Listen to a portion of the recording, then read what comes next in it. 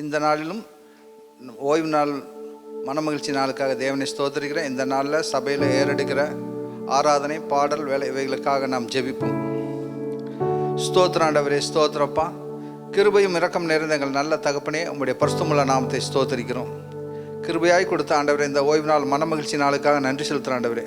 இந்த நாளும் ஆண்டவரே, ஆன்லைனில் பார்க்குற ஒவ்வொரு ஜனங்களுக்காகவும் உங்களுக்கு நன்றி செலுத்துகிற ஆண்டவரே. அப்பா, இந்த நாளும் ஆண்டவரே ஏறெடுக்கிற பாடல்கள் ஆண்டவரே, துதி ஆராதனைகள் ஆண்டவரே, ஸ்தோத்திரம், காணிக்கைகள் எல்லாவற்றுக்காக உங்களுடைய பாத்தில் வருகிற ஆண்டவரே. ஆண்டவரே ஸ்தோத்திரம், ஆண்டவரே ஸ்தோத்திரம். தேவன் அவற்றை அபிஷேகித்து தருவீராக.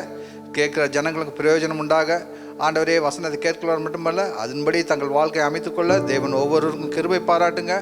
ஆண்டவரே ஸ்தோத்திரம். வசனம் பேசுகிற உங்களுடைய தாசனை ஆசீர்வதிங்க. இன்னும் அநேக ஜனங்களுக்கு ஆசீர்வாதமாக மாற்றுங்க. ஆண்டவரே ஸ்தோத்திரம். ஆண்டவர், இந்த நாளும் காணிக்கை கொடுக்குற ஜனங்களுக்காக ஜெபிக்கிறோம். அவர்களை ஆசீர்வதிங்க, அவங்க கைகளின் பிரயாசங்களை ஆசீர்வதிங்க. ஆண்டவரை கொடுக்க முடியாதவர்களும் வருகிற நாட்களை கொடுக்கத்தக்கதாக அவருடைய கைகளின் பிரயாசங்களை நீங்கள் ஆசீர்வதிங்க. ஆண்டவரே ஸ்தோத்திர. சபை ஆராதனை முழுவதுமாக உங்களுடைய கருத்தில் ஒப்புக் கொடுக்குறோம். ஆசீர்வதித்து வழிநடத்தி உங்களுடைய நாமத்தை மகிமைப்படுத்தும். எல்லா துதிக்கான மகிமையாக உங்களுக்கு செலுத்துகிறோம். இயேசுவின் நாமத்தில் வேண்டிக் கொள்கிறோம் பரிசுத்தமுள்ள நல்ல பிதாவே, ஆமேன்.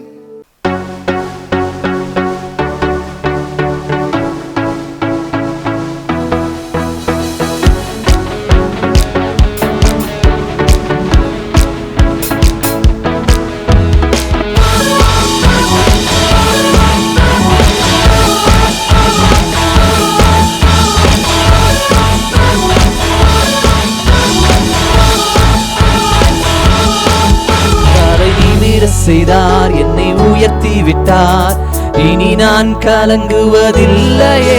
பலன் அடைய செய்தார், என்னை மகிழச் செய்தார், இனி என்றும் பயம் எனக்கில்லையே.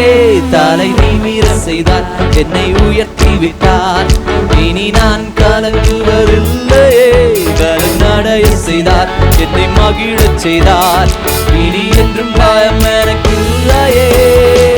கிருபையால் எல்லாம் அருளினார், கிருபையால் என்னை உயர்த்தினார், கிருபையால் எல்லாம் அருளினார், கிருபையால் என்னை உயர்த்தினார். நம் கர்த்தர் நல்லவரே, நம் கர்த்தர் நல்லவரே, நம் கர்த்தர் நல்லவரே, நம் கர்த்தர் நல்லவரே. தலை நிமிர செய்தார், என்னை உயர்த்தி விட்டார், இனி நான் கலங்குவதில்லையே. பலன் அடைய செய்தார், என்னை மகிழச் செய்தார், இனி என்றும் பயம் எனக்கில்லையே.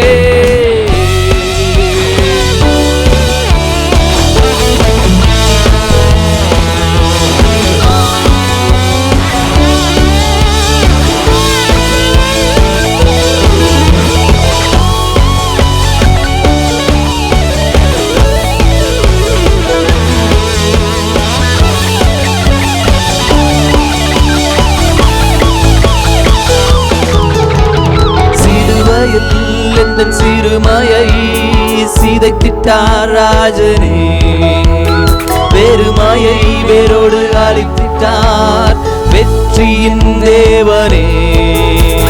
சிலுவையில் எந்தன் சிறுமையை சிதைத்திட்டார் ராஜனே, பெருமையை வேரோடு அறுத்திட்டார் வெற்றியின் தேவனே.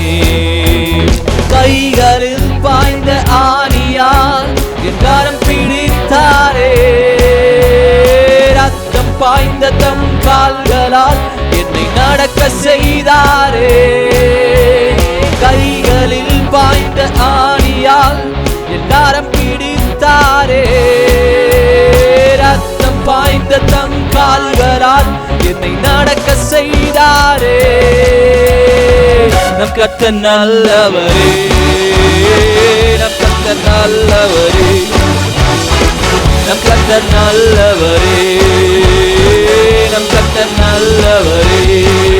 தலை நிமிர செய்தார், என்னை உயர்த்தி விட்டார், இனி நான் கலங்குவதில்லையே.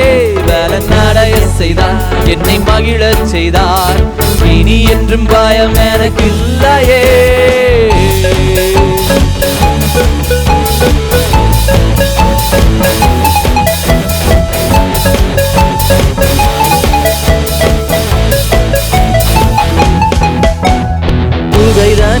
ஒளிந்து கிடந்தேனே, அரண்மனை தந்தாரே. வெட்கத்தை அவர் மாற்றினார், வெற்றியின் விடுவித்தார். குகைதனில் ஒளிந்து கிடந்தேனே, அரண்மனை தந்தாரே. வெட்கத்தை அவர் மாற்றினார், நம்பினேன் விடுவித்தார். எதிரிகள் முன் உயர்த்தினார், என் தலையை நிமிர செய்தார். உத்தமம் அவர் வார்த்தைகள், செய்கைகள் சத்தியம். எதிரிகள் முன் உயர்த்தினார், என் தலையை நிமிர செய்தார். உத்தமம் அவர் வார்த்தைகள், செய்கைகள் சத்தியம். நம் கர்த்தர் நல்லவரே, நம் கர்த்தர் நல்லவரே, நம் கர்த்தர் நல்லவரே, நம் கர்த்தர் நல்லவரே. தலை நிமிர செய்தார், என்னை உயர்த்தி விட்டார். இனி நான் கலங்குவதில்லையே, பலன் அடைய செய்தார், என்னை மகிழச் செய்தார். இனி என்றும் பயம் எனக்கில்லையே, தலை நிமிர செய்தார், என்னை உயர்த்தி விட்டார். இனி நான் கலங்குவதில்லையே, பலன் அடைய செய்தார், என்னை மகிழச் செய்தார். இனி என்றும் பயம் எனக்கில்லையே. கிருபையால் எல்லாம் அருளினார், கிருபையால் என்னை உயர்த்தினார். கிருபையால் எல்லாம் அருளினார், கிருபையால் என்னை உயர்த்தினார். நம் கர்த்தர் நல்லவரே, நம் கர்த்தர் நல்லவரே, நம் கர்த்தர் நல்லவரே, நம் கர்த்தர் நல்லவரே.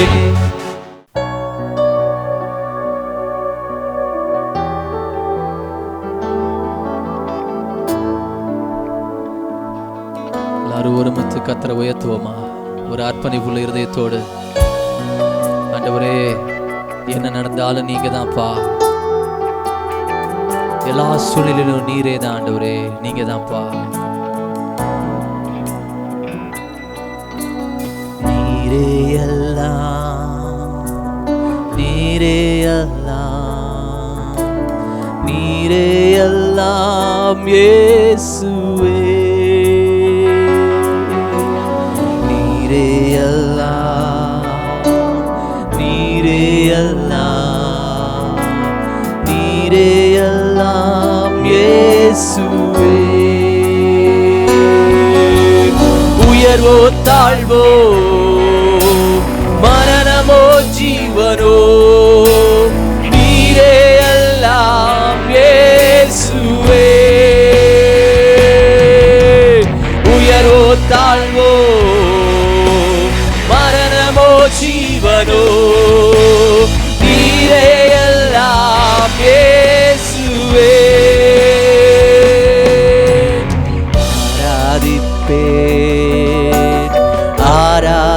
ஆராதிப்பேன், ஆராதிப்பேன் இயேசுவே. ஆராதிப்பேன், ஆராதிப்பேன், ஆராதிப்பேன் இயேசுவை. இன்பமோ துன்பமோ, சுகமோ வியாதியோ, ஆராதிப்பேன் இயேசுவை. இன்பமோ துன்பமோ, சுகமோ வியாதியோ, ஆராதிப்பேன் இயேசுவை. நேசிப்பேன், நேசிப்பேன், நேசிப்பேன் இயேசுவை. நேசிப்பேன், நேசிப்பேன், நேசிப்பேன் இயேசுவை. நன்மையோ தீமையோ, செல்வமோ வறுமையோ, நேசிப்பேன் இயேசுவை.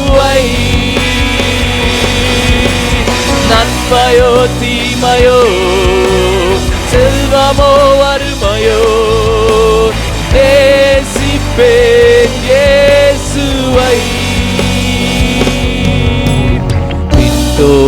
பின்தொடர்வேன் பின்தொடர்வேன்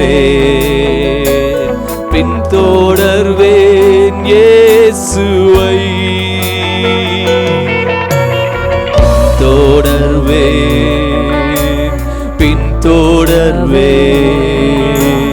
பின்தொடர்வேன் இயேசுவை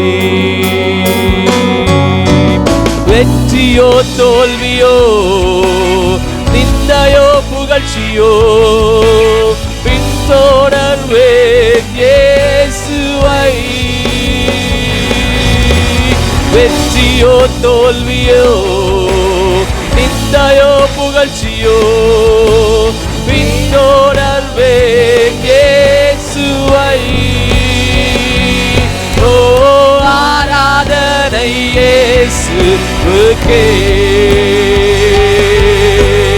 ஆராதனை இயேசுவுக்கே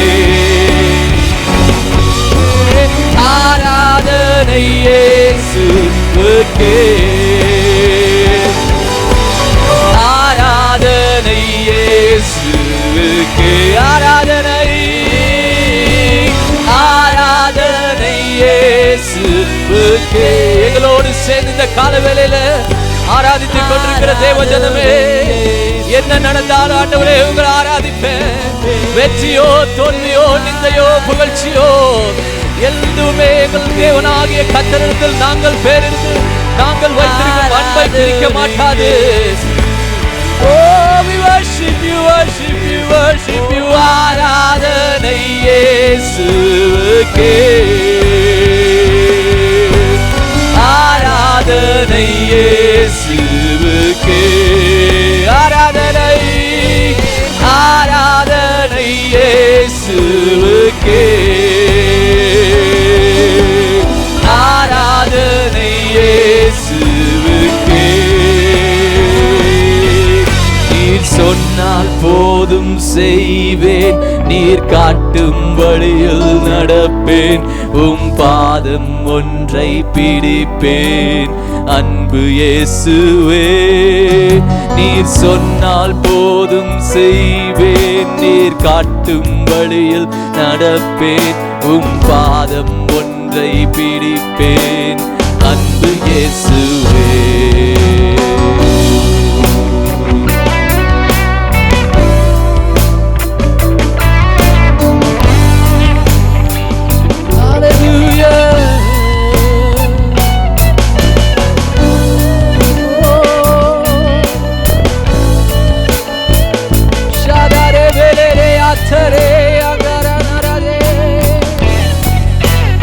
நல்ல ரெண்டு கரங்களை வானத்திற்கு நேராக உயர்த்தி பாதையெல்லாம் அந்தகாரம் சூழ்ந்து கொண்டாலும் எங்கள் தேவனாகிய கர்த்தர் எங்களை காக்க வல்லவர் பார்வோன் சேனை எங்களை தொடர்ந்து பட்சிக்க வந்தாலும் பாதுகாக்க நாங்கள் ஆராதிக்கும் தேவன் பெரியவர் அவர் சர்வ வல்லமை உள்ளவர் என்று எல்லாரும் சேர்ந்து அறிக்கையிட்டு நல்ல கரங்களை உயர்த்தி பாடுவோமா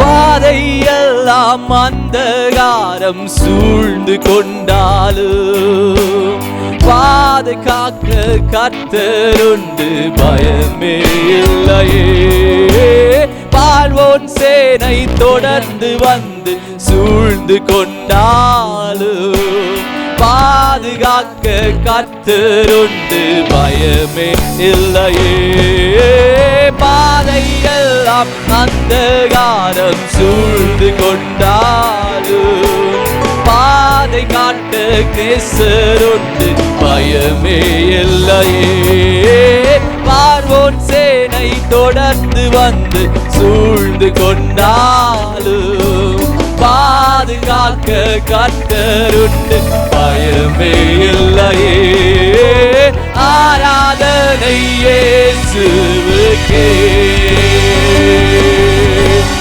ஆராதனை இயேசுவுக்கே ஆராதனை இயேசுவுக்கே ஆராதனை இயேசுவுக்கே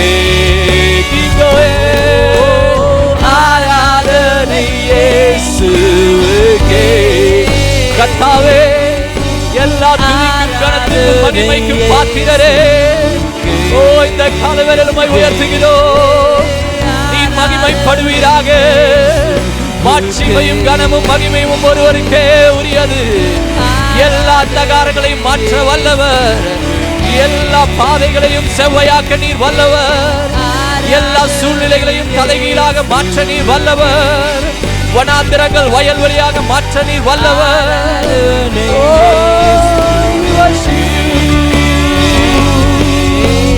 ஆராதனை இயேசுவுக்கே, ஆராதனை இயேசுவுக்கே, ஆராதனை இயேசுவுக்கே, ஆராதனை இயேசுவுக்கே. ஆண்டவரே, எல்லா சூழ்நிலையிலும் உம்மை ஆராதிப்போம். ஆண்டவரே, எங்களுடைய வெற்றியோ தோல்வியோ நிந்தையோ புகழ்ச்சியோ நன்மையோ தீமையோ செல்வமோ வறுமையோ, ஆண்டவரே நீரே ஆராதனைக்குரியவர். உம்மை உயர்த்துகிறோம், தொழுது கொள்ளுகிறோம். நீர் மகிமைப்படுவீராக. இயேசுவின் நாமத்தில் பிதாவே, ஆமென். சில அறிவிப்புகளை நம்ம கவனிக்கலாம்.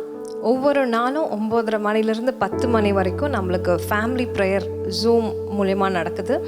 மிஸ் பண்ணிடாதீங்க. அநேகர் கலந்து கொள்கிறீங்க. இன்னும் கலந்து கொள்ளலைன்னா தயவுசெஞ்சு இந்த ப்ரேயர் மிஸ் பண்ணிடாதீங்க. ஒரு நல்ல ஒரு ஃபெலோஷிப், எல்லாரும் சேர்ந்து பாடல்களை பாடி ஆண்டவரோட வார்த்தையை கேட்டு நம்ம ஜெபிக்கிறோம். ரொம்ப நல்லா இருக்குது. அதனால் அதில் கலந்து கொள்ளுங்க.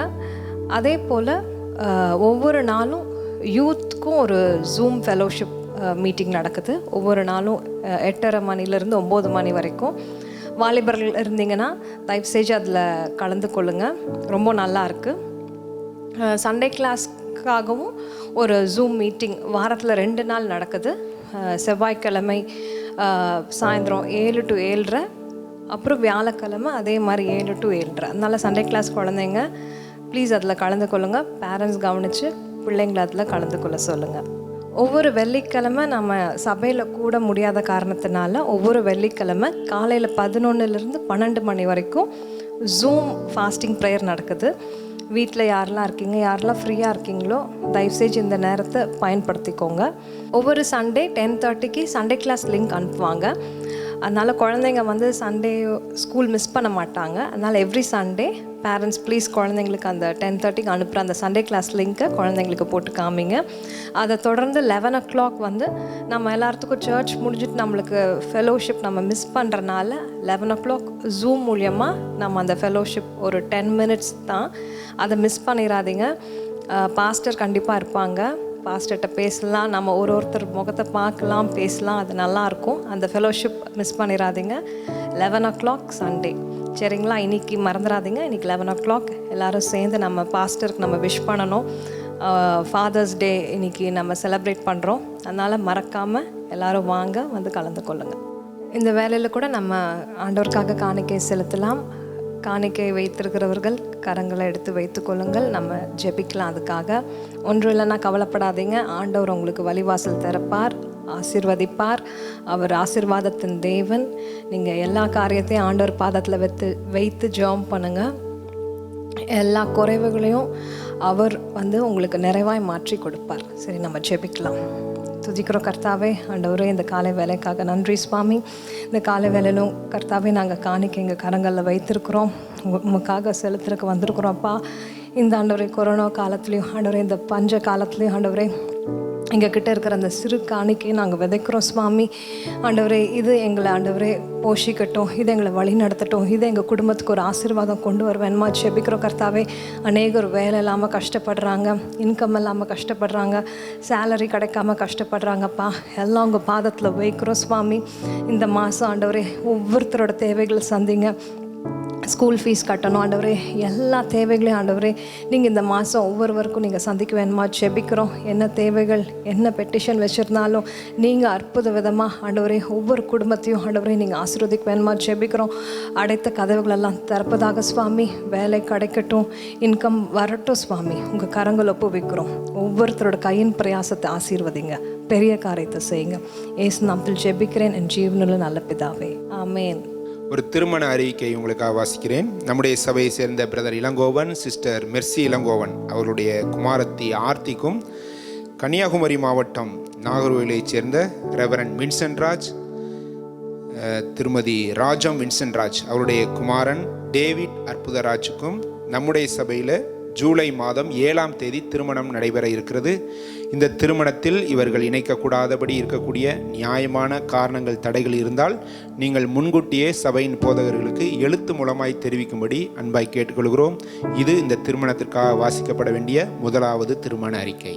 இப்பொழுதும் கூட நாம் தேசத்திற்காக நாம் ஜெபிக்க போகிறோம். வீடுகளிலே ஆங்காங்கே இருந்தாலும் கூட நாம் எல்லாரும் ஆவியில் ஒருமனப்பட்டு நம்முடைய தேசத்துக்காய், நம்முடைய தமிழ்நாட்டுக்காய், நம்முடைய பட்டணத்துக்காய் நாம் ஜெபிப்போம். கர்த்தர் நம்முடைய ஜெபத்தை கேட்டு அநேக மாற்றங்களை கொண்டு வருகிறார். படிப்படியாக தொற்று குறைந்து வருகிறது. ஆனாலும் அது முற்றிலுமாய் இருக்கக்கூடாது என்பதுதான் நம்முடைய முக்கியமான குறிக்கோளாய் காணப்படுகிறது. ஆகவே நாம் எல்லாரும் தொடர்ந்து நாம் ஜெபிப்போம். கர்த்தர் நம்முடைய ஜெபத்திற்கு பதில் தருவார் என்கிற அதே நம்பிக்கையோடு கூட நம்ம எல்லாரும் கண்களை மூடி இருக்கிற இடத்துல ஜெபம் பண்ணுவோம். ஹல்லேலூயா. நல்ல தகப்பனே, நாங்கள் துதிக்கிறோம், ஸ்தோத்திரிக்கிறாச்சா. இந்த நேரத்திலும் கூட ஆண்டவரே, நாங்கள் எல்லாரும் நிற்பது உம்முடைய கிருபை, நாங்கள் நிர்மூலமாக இருக்கிறது உம்முடைய சுத்த கிருபை ராஜா. அதற்காய்மை ஸ்தோத்திரிக்கிறோம் ஆண்டவரே. இந்த நேரத்தில் எங்கள் பட்டணத்தை உம்முடைய கரத்தில் ஒப்புக் கொடுக்கிறோம். எங்களுக்கு புதிதாய் கொடுத்த கலெக்டருக்காய் ஸ்தோத்திரம், புதிதாய் கொடுத்த கமிஷனருக்காய் ஸ்தோத்திரம் சொல்கிறோம். எங்கள் பட்டணத்தை நீங்கள் ஆசீர்வதிக்க வேண்டுமா நாங்கள் செபிக்கிறோம். சீக்கிரத்தில் இந்த பட்டணத்துக்கு நல்லதொரு ஆண்டவரே விடிவு காலம் கிடைக்கும்படியாக நாங்கள் செபிக்கிற ராஜா. கொரோனா இல்லாத ஒரு பட்டணமாய், மாவட்டமாய் எங்கள் மாவட்டத்தை நீர் மாற்றும்படியாக நாங்கள் செபிக்கிற ராஜா. ஆண்டவரே ஸ்தோத்திரம், ஸ்தோத்திரம், ஸ்தோத்திர ராஜா. ஹல்லேலூயா. துதிக்கிறோம், துதிக்கிறோம். நீர் சர்வ வல்லமையில தேவனாய் இருக்கிறீரப்பா.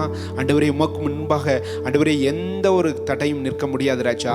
ஹல்லேலூயா. ஸ்தோத்திரம். எங்கள் மாவட்டத்தில் முற்றிலுமாய் கொரோனா அற்று போகும்படியாக நாங்கள் செபிக்கிறோம். இயல்பு வாழ்க்கைக்கு திரும்பும்படியாக நாங்கள் செபிக்கிற ராஜா. ஹல்லேலூயா. ஸ்தோத்திரிக்கிறோம், ஸ்தோத்திரிக்கிறோம், ஸ்தோத்திரிக்கிற ராஜா. எங்கள் தமிழ்நாட்டை நம்முடைய கரத்தில் ஒப்புக்கொடுக்கிறோம். புதிய முதலமைச்சருக்காய் ஸ்தோத்திரம் சொல்கிறோம், புதிய அமைச்சர்களுக்காய் ஸ்தோத்திரம் சொல்கிறோம், புதிய எம்எல்ஏக்களுக்காய் ஸ்தோத்திரம் சொல்கிற ராஜா. ஒவ்வொருவரும் அவரவர் அவருடைய தொகுதியில் சிறப்பாய் செயல்பட வேண்டுமா நாங்கள் செபிக்கிறோம் ராஜா. ஹல்லேலூயா. துதிக்கிறோம், துதிக்கிறோம் ஆண்டவரே. அப்பா அம்மாக்கு ஸ்தோத்திரம் ஆண்டவரே. ஆண்டவரே, அவர்கள் எல்லாரும் ஆண்டவரே திறம்பட செயல்பட கர்த்தர் அவர்களுக்கு அனுக்கிரகம் செய்வீராக, ஞானத்தை தருவீராக, பலத்தை தருவீராக, சத்துவத்தை தருவீராக ராஜா. ஆண்டவரே, எமக்கு ஸ்தோத்திரம், ஸ்தோத்திரம். எங்கள் மாநிலத்தில் புதிதாய் அநேக கலெக்டர்கள் மாற்றி இருக்கிறார்கள். ஒவ்வொரு கலெக்டர்களுக்காய் ஸ்தோத்திரிக்கிற ராஜா.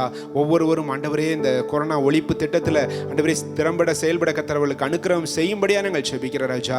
ஹல்லேலூயா. ஸ்தோத்திரிக்கிறோம், ஸ்தோத்திரிக்கிறோம், ஸ்தோத்திரிக்கிறோம். தமிழ்நாட்டிலிருந்து ஆண்டவரே எழுப்புதல் பற்றி எரிய போகிறதற்காய் ஸ்தோத்திரிக்கிறோம் அப்பா. ஹல்லேலூயா. துதிக்கிறோம் ஆண்டவரே. தகப்பனே, உமக்கு நன்றி சொல்கிற ராஜா. ஹல்லேலூயா. துதிக்கிறோம், துதிக்கிறோம் ஆண்டவரே. உம்முடைய ஊழியனாகிய தோமாவை ஆண்டவரே எங்கள் தேச ஆண்டவரே எங்கள் மாநிலத்துக்கு நீர் அனுப்பி தந்திருக்கிறீர். அதற்காய் ஸ்தோத்திரிக்கிறோம் ஆண்டவரே. ஆண்டவரே, அதனுடைய ரிசல்ட்டை நாங்கள் எல்லாரும் பார்க்க போறதற்காய் ஸ்தோத்திரிக்கிறோம் ஆண்டவரே. அப்பா, கோதுமை மணியாய் ஆண்டவரே இந்த மண்ணிலே மடித்திருக்கிறார் ஆண்டவரே. அது 1000ஆய் 100ஆய் பழுகும்படியாய் நாங்கள் செபிக்கிற ராஜா. ஹல்லேலூயா. துதிக்கிறோம், துதிக்கிறோம், துதிக்கிறோம் ஆண்டவரே. தகப்பனே, உமக்கு நன்றி சொல்லுகிற ராஜா. ஹல்லேலூயா. எங்களுடைய இந்திய தேசத்தை நம்முடைய கரத்தில் ஒப்புக்கொடுக்கிறோம். தேசத்தை நீங்கள் ஆசீர்வதிங்க ராஜா. எங்கள் இந்திய தேசத்தில் இருக்கக்கூடிய எல்லா மாநிலத்தையும் உடைய கரத்தில் ஒப்புக் கொடுக்கிறோம். ஒவ்வொரு மாநில முதலமைச்சர்களையும் உடைய கரத்தில் ஒப்புக் கொடுக்கிறோம். ஒவ்வொரு மாநில கவர்னர்களையும் உடைய கரத்தில் ஒப்புக் கொடுக்கிறோம். எல்லாருக்குள்ளும் ஆண்டவரே உமக்கு பயப்படுகிற பயம் வரும்படியாக நாங்கள் செபிக்கிற ராஜா. ஆண்டவரே, உமக்கு ஸ்தோத்திரம், ஸ்தோத்திரம், ஸ்தோத்திர ராஜா. இயேசுவே ஆண்டவர் என்று எல்லா நாவுகளும் அறிக்கை செய்ய வேண்டுமா நாங்கள் செபிக்கிற ராஜா. நீர் ஒருவர் தான் இதற்கெல்லாம் ஆண்டவரே விடிவு தர முடியும். ஹல்லேலூயா. விமோச்சனம் தர முடியும் என்கிற ஆண்டவரே இந்த அறிவு ஒவ்வொருவருக்கும் உண்டாகும்படியாக நாங்கள் செபிக்கிற ராஜா. ஜலத்தினால் சமுத்திரம் நிறைந்திருப்பது போல தேசம் கர்த்தரை அறிகிற அறிவினால் நிறைந்திருக்கும் என்று வேதம் சொல்லுகிறபடி ஆண்டவரே உம்மை குறித்து அறிகிற அறிவினால் எங்கள் இந்திய தேசத்தை நிரப்பும்படியாக நாங்கள் செபிக்கிற ராஜா. ஆண்டவரே, உமக்கு ஸ்தோத்திரம், ஸ்தோத்திரம், ஸ்தோத்திரம். இன்னும் சுவிசேஷம் அறிவிக்கப்படாமல் எத்தனையோ கிராமங்கள் இருக்கிறது, எத்தனையோ மலை தேசங்கள் காணப்படுகிறது. எல்லா பகுதியிலும் சுவிசேஷம் அறிவிக்கப்பட வேண்டுமா நாங்கள் செபிக்கிற ராஜா. ஹல்லேலூயா. ஸ்தோத்திரிக்கிறோம், ஸ்தோத்திரிக்கிறோம், ஸ்தோத்திரிக்கிற ராஜா. ஹல்லேலூயா. துதிக்கிறோம் ஆண்டவரே. தகப்பனே, உமக்கு நன்றி சொல்கிறோம். அறுப்பு மிகுதி, விளையாட்களோ கொஞ்சம். அறுப்புக்கு வேண்டிய விளையாட்களுக்காய் ஜெபம்னுங்கன்னு சொல்லியிருக்கிறீரே, வேண்டிக் கொள்ளுங்கன்னு சொன்னீங்களேப்பா. நாங்கள் வேண்டிக் கொள்ளுகிறோம் ராஜா. வேலைக்காரர்களை கர்த்தர் எழுப்பும்படியாக நாங்கள் செபிக்கிறோம். ஆங்காங்கே அந்தந்த பாஷை பேசக்கூடியவர்கள் மத்தியில் ஆங்காங்கே நீர் வேலையாட்களை எழுப்பும்படியாக நாங்கள் செபிக்கிற ராஜா. ஹல்லேலூயா. ஸ்தோத்திரிக்கிறோம், ஸ்தோத்திரிக்கிறோம். அவர் சொந்த மொழியிலே ஆண்டவரே அவர்களுக்கு சுவிசேஷம் அறிவிக்கப்பட வேண்டுமா நாங்கள் செபிக்கிற ராஜா.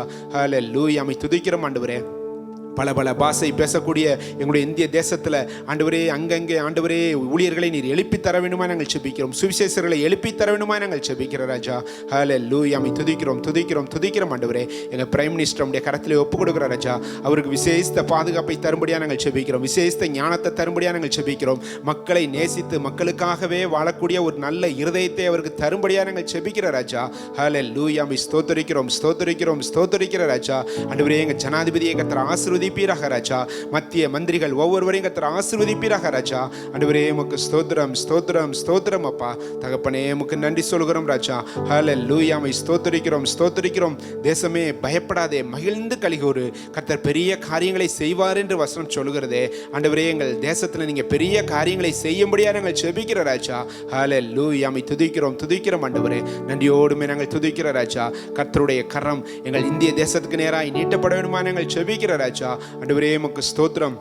எங்கள் தேசத்தில் கிரியை செய்கிற அந்தகார வல்லமைகளை, இருளின் அதிகாரங்களை, துரைத்தனங்களை நசரேனாகிய இயேசு கிறிஸ்துவின் அதிகாரமுள்ள நாமத்தினால வெளியேறு என்று கட்டளை கொடுக்கிறோம். திறந்த வாசல்களுக்கு தேசத்துக்கு உண்டாகும்படியாக நாங்கள் செபிக்கிறோம். சுவிசேஷத்திற்கு தடையாக இருக்கக்கூடிய எல்லா தடைகளும் விலகும்படியாக நாங்கள் செபிக்கிறோம். மனக்கண்களை குருடாக்கி வைத்திருக்கிற எல்லா அந்தகார வல்லமைகள் விலகும்படியாக நாங்கள் செபிக்கிறோம். அப்போ ஆமக்கு ஸ்தோத்திரம், ஸ்தோத்திரம், ஸ்தோத்திரம் ஆண்டவரே. இயேசுவே ஸ்தோத்திரிக்கிறோம். கல்வாரி சிலுவையில் எங்கள் தேசத்துக்காய் நீர் ரத்தத்தை சிந்திருக்கிறீரே. ஒவ்வொரு குடிமகனுக்காய் நீ ரத்தத்தை சிந்தி இருக்கிறீரே. கர்த்தர் நினைத்தருளும்படியாக நாங்கள் செபிக்கிறோம். ஒவ்வொருவரையும் கர்த்தர் தொடுவீராக, ரட்சிப்பீராக ராஜா. உம்முடைய பிள்ளையாய் மாற்றுவீராக. ஜீவ புஸ்தகத்தில் ஒவ்வொருடைய பேரும் எழுதப்பட வேண்டுமா நாங்கள் செபிக்கிறோம் ராஜா. ஹல்லேலூயா. துதிக்கிறோம், துதிக்கிறோம், துதிக்கிறோம் அப்பா. என்னை கேள், அப்பொழுது ஜாதிகளை உனக்கு சொந்தமாய் கொடுப்பேன்னு சொன்னீங்களப்பா. நாங்கள் எல்லாரும் ஒருமனப்பட்டு கேட்கிறோம் ஆண்டவரே. எங்கள் தேசத்தில் இருக்கக்கூடிய ஒவ்வொரு ஆத்மாவையும் கர்த்தாவை நீ ரட்சிக்கும்படியாய், விடுதலையாக்கும்படியாய் அப்பா உங்களுடைய கரத்திலே நாங்கள் ஒப்பு கொடுக்கிற ராஜா. உடைய கரத்தை நீட்டும்படியாக நாங்கள் செபிக்கிறோம். கர்த்தர் பெரிய காரியங்களை எங்கள் தேசத்தில் செய்யும்படியாக நாங்கள் செபிக்கிறோம். எங்கள் தேசத்தில் இருக்கக்கூடிய எல்லா ஊழியர்களையும் உடைய கரத்திலே ஒப்பு கொடுக்கிறோம். ஒவ்வொரு ஊழியர்களையும் கர்த்தர் ஆசீர்வதிங்கப்பா. ஆண்டவரே ஒவ்வொரு ஊழியர்களையும் கர்த்தர் பாதுகாத்துக் கொள்ளுங்க. தெய்வீக பாதுகாப்பு ஒவ்வொருவருக்கும் உண்டாகும்படியாக நாங்கள் செபிக்கிறோம் ராஜா. ஆண்டவரே அவர்கள் அப்பத்தையும் தண்ணீரையும் ஆசீர்வதித்து வியாதியை முற்றிலுமாய் அவர்களை விட்டு நீக்கி போடும்படியாக நாங்கள் செபிக்கிறோம். ஆண்டவரே உமக்கு ஸ்தோத்திரம், ஸ்தோத்திரம். உம்மை உறுதியாய் பற்றி கொண்ட மனதையுடையவன் உண்மையே நம்பி இருக்கிறபடியால் அவனை பூர்ண சமாதானத்துனை காத்துக்கொள்வேன் என்று வசனம் சொல்கிறதப்பா. ஆண்டவரே ஒவ்வொரு ஊழியர்களையும் பூர்ண சமாதானத்துனை காத்துக்கொள்வீராக ராஜா. நீதிமான்கள் நன்றாயிருந்தால் பட்டணம் கலிகூருமே. ஆண்டவரே எங்கள் தேசத்தில் இருக்கக்கூடிய எல்லா ஊழியர்களும் நன்றாயிருக்கட்டும் அப்பா, வாழ்ந்திருக்கட்டும் ஆண்டவரே, சுகித்திருக்கட்டும் அப்பா. ஒவ்வொரு மேலும் உடைய கிருபை அளவில்லாமல் ஊற்றும்படியாக நாங்கள் செபிக்கிற ராஜா. அப்பா உமக்கு ஸ்தோத்திரம், ஸ்தோத்திரம், ஸ்தோத்திர ராஜா. எங்கள் சபையில் கூடிய எல்லாரையும் உடைய கரத்திலே ஒப்புடுகிறோம். ஒவ்வொருவரையும் கர்த்தர் ஆசீர்வதிங்க, பாதுகாத்துக் கொள்ளுங்க. தேவைகளை எல்லாம் அற்புதமாய் சந்திப்பீராக ராஜா. ஆண்டவரே உமக்கு ஸ்தோத்திரம், ஸ்தோத்திரம். என் நாமத்தை அவன் அறிந்திருக்கிறபடியால் உயர்ந்த அடைக்கலத்தில் வைப்பேன் என்று சொன்னீங்களே. ஆண்டவரே எங்கள் சபையில் கூடிய ஒவ்வொருவரும் கர்த்தாவே உயர்ந்த அடைக்கலத்தில் இருக்க கர்த்தர் கிருபையை தரும்படியாக நாங்கள் செபிக்கிறோம். உடைய அற்புத கரம் கூட இருக்க வேண்டுமா நாங்கள் செபிக்கிறோம். எல்லா துதி கன மகிமை உமக்கு ஒருவருக்கே செலுத்துகிறோம். இயேசு ராஜா மூலம் கேட்கிறோம் நல்ல பிதாவே, ஆமென்.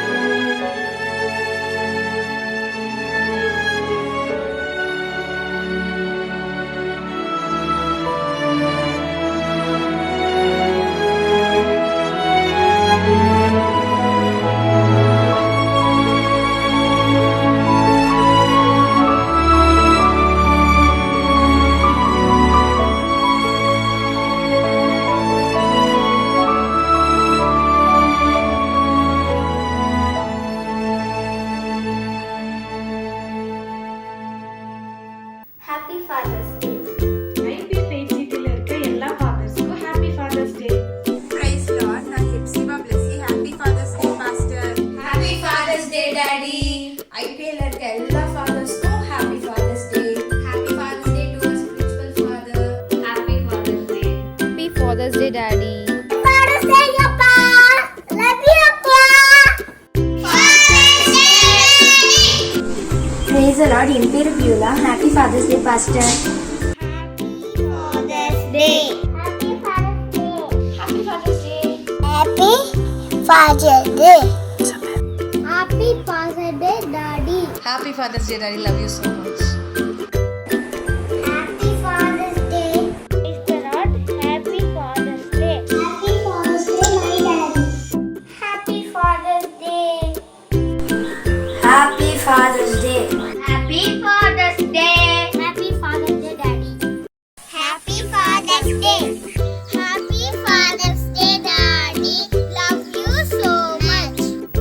Happy Father's Day, Appa. Love you. Happy Father's Day. Happy Father's Day. Happy Father's Day. Happy Father's Day, Daddy. Happy Father's Day. I love you, Daddy. Happy Father's Day. Praise the Lord. Happy Father's Day. IPL ஃபிக்ஸிங்ல இருக்கிற எல்லா ஃபாதர்ஸ்க்காகவும் Happy Father's Day. Happy Father's Day to all fathers and grandfathers, especially to our spiritual father, Pastor Uncle. Happy Father's Day, Daddy. I wish you all a very happy Father's Day. Happy Father's Day, Daddy. I love you so much, Daddy. Once again, Happy Father's Day. அகில உலக fathers டே. இன்றைக்கு என்னுடைய தகப்பனாரை நான் நினைவு கூறுகிறேன். என்னை போன்று 60 வயதிற்கு மேற்பட்டவர்கள் பெற்றோர் தகப்பனார் இல்லாவிட்டாலும் நம்முடைய ஆவிக்குரிய தகப்பனாகிய நம்முடைய சபையின்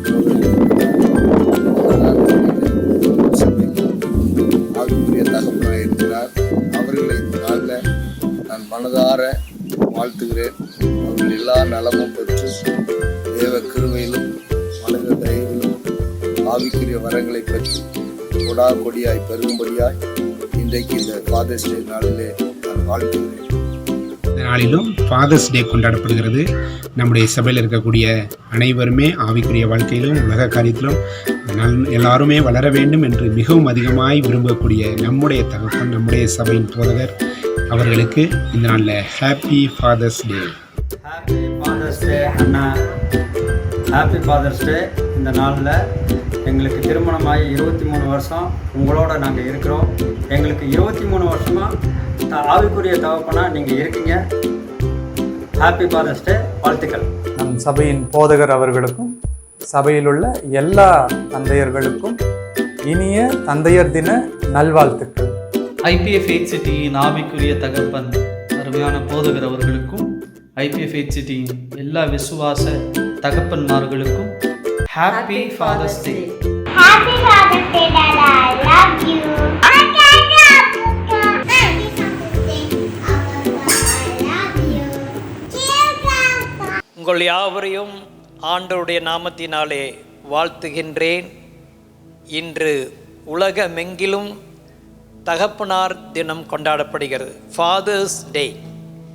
நம்முடைய சபையை சேர்ந்த எல்லா தகப்பன்மார்களுக்கும் ஹாப்பி ஃபாதர்ஸ் டே. அது மாத்திரமல்ல, யூடியூப்பில் இந்த நிகழ்ச்சி எங்கே நீங்கள் பார்த்து கொண்டிருந்தாலும் நீங்கள் தகப்பனாக இருந்தால் மனதார நான் உங்களை வாழ்த்துகின்றேன். கர்த்தர் உங்களுடைய குடும்பத்திற்கும் தேசத்திற்கும் சபைக்கும் உங்களை ஆசீர்வதித்து தருவாராக. நீடித்த ஆயுசு நாட்களால் உங்களை நிரப்புவாராக. நீங்கள் உங்கள் குடும்பத்திற்கு தேவை, சபைக்கு தேவை, தேசத்திற்கு தேவை. இன்னும் தேவன் அநேக ஆவிக்குரிய கிருபைகளினாலும் வரங்களினாலும் நன்மைகளினாலும் உங்களை நிரப்பி அநேகருக்கு கர்த்தர் உங்களை ஆசீர்வாதமாக வைப்பாராக. ஆமென். அதே போல் பிள்ளைகள் இருப்பீர்கள் என்றால் இன்றைக்கு உங்களுக்கு விசேஷமான நாள். உங்கள் தகப்பனை நீங்கள் மனதார பாராட்ட வேண்டும், நன்றி செலுத்த வேண்டும். இன்றைக்கு உங்களுடைய அன்பை அவருக்கு நீங்கள் வெளிப்படுத்த வேண்டும். உங்களை பெற்று எடுத்த தகப்பனை இந்த நாளிலே நினைவூர்ந்து உங்கள் பிறந்த கதையெல்லாம் அவர்கிட்ட கேட்கலாம். அவரோடு கூட நல்ல உறவாடி இன்று உங்கள் தகப்பனை நீங்கள் சந்தோஷப்படுத்த வேண்டும். ஒருவேளை உங்களுடைய தகப்பன் இந்த உலகத்தில் இல்லாவிட்டால் அவர் செய்த நற்காரியங்களை எல்லாம் நீங்கள் நினைத்தும் கர்த்தர் உங்களுக்கு கொடுத்த தகப்பனுக்காக நீங்கள் ஸ்தோத்திரம் பண்ணலாம். ஒருவேளை வெளியூர் வெளிநாட்டில் இருந்தால் நீங்கள் ஃபோன் மூலமாக பேசி உங்களுடைய அன்பை தெரியப்படுத்தலாம். தேவன் உறவுகளை அதிகமாக விரும்புகிறார். நீங்கள் பைபிளில் படித்து பார்க்கும் பொழுது குறிப்பாக யோவான் சுவிசேஷத்தில் திரும்ப திரும்ப பிதா குமாரன். நான் ஒரு முறை படிச்சுட்டு ரொம்ப ஆச்சரியப்பட்டேன். இவ்வளோ தூரம் உறவுகளை கர்த்தர் பைபிளில் எழுதி வைத்திருக்கிறாரே என்று நான் ஆச்சரியப்பட்டேன். ஆகவே உறவுகள் மிக மிக முக்கியமானது. ஒருவேளை தகப்பனார் கூட எனக்கு உறவே இல்லை, நான் பேசுகிறதே இல்லைன்னா இன்றாவது நீங்கள் பேச வேண்டும். தகப்பனார்கள் விலையேறப்பட்டவர்கள், கர்த்தரால் உங்களுக்கு கொடுக்கப்பட்டவர்கள். அவர்களுக்கு கொடுக்க வேண்டிய கணத்தை நாம் கொடுக்கும் பொழுது நம்முடைய வாழ்நாட்கள் நீடித்திருக்கும். பிள்ளைகளாகிய நீங்களும் ஒரு நாளிலே தகப்பனாக போகிறீர்கள் என்பதை உணர்ந்து கொண்டு அப்பாவை அதிகமாக நேசியுங்கள். அதே போல் அவருடைய மனைவி பிள்ளைகளுடைய அம்மாவும் புருஷனுக்கு கொடுக்க வேண்டிய கணம் மரியாதை கொடுத்து குடும்பத்திலே நீங்கள் ஆசீர்வாதமாய் இருக்க வேண்டும், நல்ல குடும்பங்களாய் இருக்க வேண்டும் என்று மனதார உங்கள் யாவரையும் நான் வாழ்த்துகின்றேன். கொஞ்ச நேரம் வேத வசனத்துக்குள்ளே நாம் கடந்து செல்வோம். இன்று நான் உங்களோடு கூட என்ன பேச விரும்புகிறேன் என்றால், பூமிக்குரிய தகப்பன் எப்படியெல்லாம் இருக்க வேண்டும் என்று நான் பேசாதபடி நம்ம எல்லாருக்கும் தகப்பன்மார்களுடைய தகப்பன், ஃபாதர்ஸ்க்கு எல்லாத்துக்கும் ஃபாதர், அவரை தான் நம்ம இன்னைக்கு பார்க்க போகிறோம். நம்முடைய பரலோக அப்பா, நம்முடைய பரலோக பிதா எப்படிப்பட்டவராய் இருக்கிறார் அப்படின்னு அவரை பார்த்துட்டு அப்புறம் அவர் மாதிரி நாம் இருக்கணுங்கிறத கொண்டு போக விரும்புகிறேன். அவ்வளோதான். இப்போ பூலோகத்தில் இருக்கிற ஒரு மாதிரியான தகப்பனை பிரசங்கம் எடுத்து பண்ணுறதை காட்டிலும் பரலோக தகப்பனையே மாதிரியாக பார்த்து விட்டால் அதன்படி வாழ நம்மை ஒப்பு கொடுத்தால் நல்லது. சில நேரங்களில் நீங்கள் பார்க்கும் பொழுது பரலோக தகப்பன் பூமியில் வாழ்கிற சில தகப்பனை நம்ம புரிந்து கொள்கிறதற்காக சில எக்ஸாம்பிளாக தம்மை அப்படி சொல்லுகிறதையும் நீங்கள் பைபிளில் படிக்கலாம். அதையும் 1-2 காரியங்களை நாம் இந்த காலை வேளையிலே பார்ப்போம். முதலாவதாக, எப்படி முழு உலகத்தையும் படைத்ததான கடவுள் எப்படி நமக்கு அப்பாவானார், அது நமக்கு முதல்ல தெரிய வேண்டும் அல்லவா? அவர் கடவுள் தானே அவர் காட். அப்போ ஆனால் பைபிள் சொல்லுது அந்த கடவுள் நமக்கு அப்பாவாகிவிட்டார், தகப்பனாகிவிட்டார். எப்படி தகப்பனானார்? பாருங்கள், பைபிளுக்குள் போவோம். யோவான் 1ஆம் அதிகாரம் 12ஆம் 13ஆம் வசனத்தை வாசிப்போம். அவருடைய நாமத்தின் மேல் விசுவாசம் உள்ளவர்களாய் அவரை ஏற்றுக்கொண்டவர்கள் எத்தனை பேர்களோ அத்தனை பேர்களும் தேவனுடைய பிள்ளைகளாகும்படி அவர்களுக்கு அதிகாரம் கொடுத்தார். அவர்கள் இரத்தத்தினாலாவது மாம்ச சித்தத்தினாலாவது புருஷனுடைய சித்தத்தினாலாவது பிறவாமல் தேவனாலே பிறந்தவர்கள். அழகாக சொல்லப்பட்டிருக்கிறது, அவருடைய நாமத்தின் மேல் விசுவாசம் உள்ளவர்களாய் அவரை ஏற்றுக்கொண்டவர்கள் எத்தனை பேர்களோ அத்தனை பேர்களுக்கும் தேவனுடைய பிள்ளைகளாகும்படி அதிகாரம் கொடுத்தார். விளங்குச்சுங்களா? யார் யார் இயேசுவை விசுவாசித்தார்களோ அவர்கள் எல்லாரும் தேவனுடைய பிள்ளைகள் என்றால் அவர் நம்முடைய தகப்பன், அவர் நம்முடைய பிதா. அப்புறம் அடுத்த வசனத்தை சொல்லப்பட்டிருக்கிறது, அவர்கள் அந்த மாதிரி விசுவாசிக்கிறவர்கள் யாரு? அவர்கள் இரத்தத்தினாலாவது மாம்ச சித்தத்தினாலாவது புருஷனுடைய சித்தத்தினாலாவது பிறவாமல் தேவனாலே பிறந்தவர்கள். கவனிக்கிறீங்களா? தேவனாலே பிறந்தவர்கள். அவர்களை பிறப்பித்தவர் தேவன். அஃப்கோர்ஸ் இந்த பூமியில் அப்பாவும் அம்மாவையும் நம்மை பெற்றெடுத்தார்கள். ஆனால் ஆவிக்குரிய வாழ்க்கை என்பது இங்கே அழகாக சொல்லப்பட்டிருக்கிறது, தேவனால் பிறந்தவர்கள். அப்போ அவர் தான் நம்முடைய பிரதான தகப்பன், நம்முடைய தகப்பன் பிதா. ஆகவே தான் ஜெபம் பண்ணும் பொழுது அப்பா பிதாவே அப்படின்னு கூப்பிட்றோம்னா என்ன? தகப்பனே என்ற அர்த்தம்.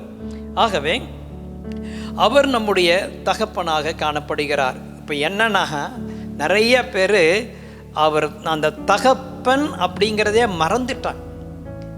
அந்த ரட்சிக்கப்பட்ட புதுசில் அவர்கள் தேவனோடு கூட அவ்வளவு ஐக்கியமாக இருந்தார்கள் அப்பாவோடு. போக போக போக அப்படியே அவர் யாரோ நாம் யாரோன்னு ஆகிவிட்டது. இன்றைக்கே பாருங்களேன், குழந்தைகள்ந்து நம்ம குடும்பங்களை எடுத்துக்கொள்ளுங்களேன். பிள்ளைங்க இந்த குழந்தையாக இருக்கும்பொழுது, டீனேஜாக இருக்கும்பொழுது அப்படியே அப்பா அப்பா அப்பான் இருப்பாங்க. அந்த டீனேஜ் பருவமெல்லாம் கடந்து போயிட்டாங்கன்னா அப்பாவே மறந்துடுவாங்க. அவங்களுக்கு ஃப்ரெண்ட்ஸ் அதிகமாகிரும். இப்போத்துக்கு ஃபோன் வந்தாச்சு, விளையாட்டு வந்தாச்சு, ஸ்போர்ட்ஸ் வந்தாச்சு. அப்பா தேவை சந்திக்கிறதுக்கு தான். அப்பா எனக்கு இது வேணும் அது வேணும் வாங்கி கொடுங்க, அவ்வளோதான். அந்த உறவு கொஞ்சம் அப்படியே விரிசலாகி போயிடும். அவங்க வயது ஆக அப்படி தான் உலகத்தில் நடந்து கொண்டு வருகிறது. அதே மாதிரி தான் ஆவிக்குரிய வாழ்க்கையில் ஆரம்பத்தில் அப்பா அப்பா ஏசப்பான்ட்டே இருப்பாங்க. போக போக அவர் மறந்துடுறாங்க. இது ஆண்டவருடைய மனதுக்கு வேதனை கொடுக்கிறது என்றும் ஒரு வசனம் சொல்கிறது. அதையும் நம்ம வாசிப்போம். உபாகமம் 32ஆம் அதிகாரம் 18ஆம் வசனம். உன்னை ஜெனிப்பித்த கன்மலையை நீ நினையாமற் போனாய், உன்னை பெற்ற தேவனை மறந்தாய். அங்கு அழகாக அவர் சொல்லுகிறார், உன்னை ஜெனிப்பித்த கன்மலையை நீ நினையாமற் போனாய் சொல்றார். நினையாமற் போனாய், உன்னை ஜெனிப்பித்ததுன்னு என்னை பெற்ற. அப்புறம் உன்னை பெற்ற, மறுபடியும் அதே சொல்ற, உன்னை பெற்ற தேவனை மறந்தாய். இஸ்ரவேல் மக்கள் உங்களுக்கு தெரியும், கொஞ்ச நாள் ஆண்டவரை பின்பற்றுவாங்க, அப்புறம் விக்கிரக ஆராதனைக்கு போய் விடுவாங்க. அவர் அவ்வளவு தூரம் அவர் அவ்வளவு தூரம் எகிப்திலிருந்து வெளியில் கொண்டு வந்தாரே. ஓங்கிய புயம், பலத்த கரம், நான் தான் உங்களுக்கு தேவன், நான் தான் தகப்பன், நீங்க என் பிள்ளைகள் உடன்படிக்கையெல்லாம் பண்ணினாரே. கொஞ்சம் 40 ஆண்டுகளை கொஞ்ச நாளில் மறந்துட்டான். அவரே சொல்றார், கூப்பிட மாட்டேங்கிறீங்க, என்னன்னு கூட கேட்க மாட்டேங்கிறீங்க.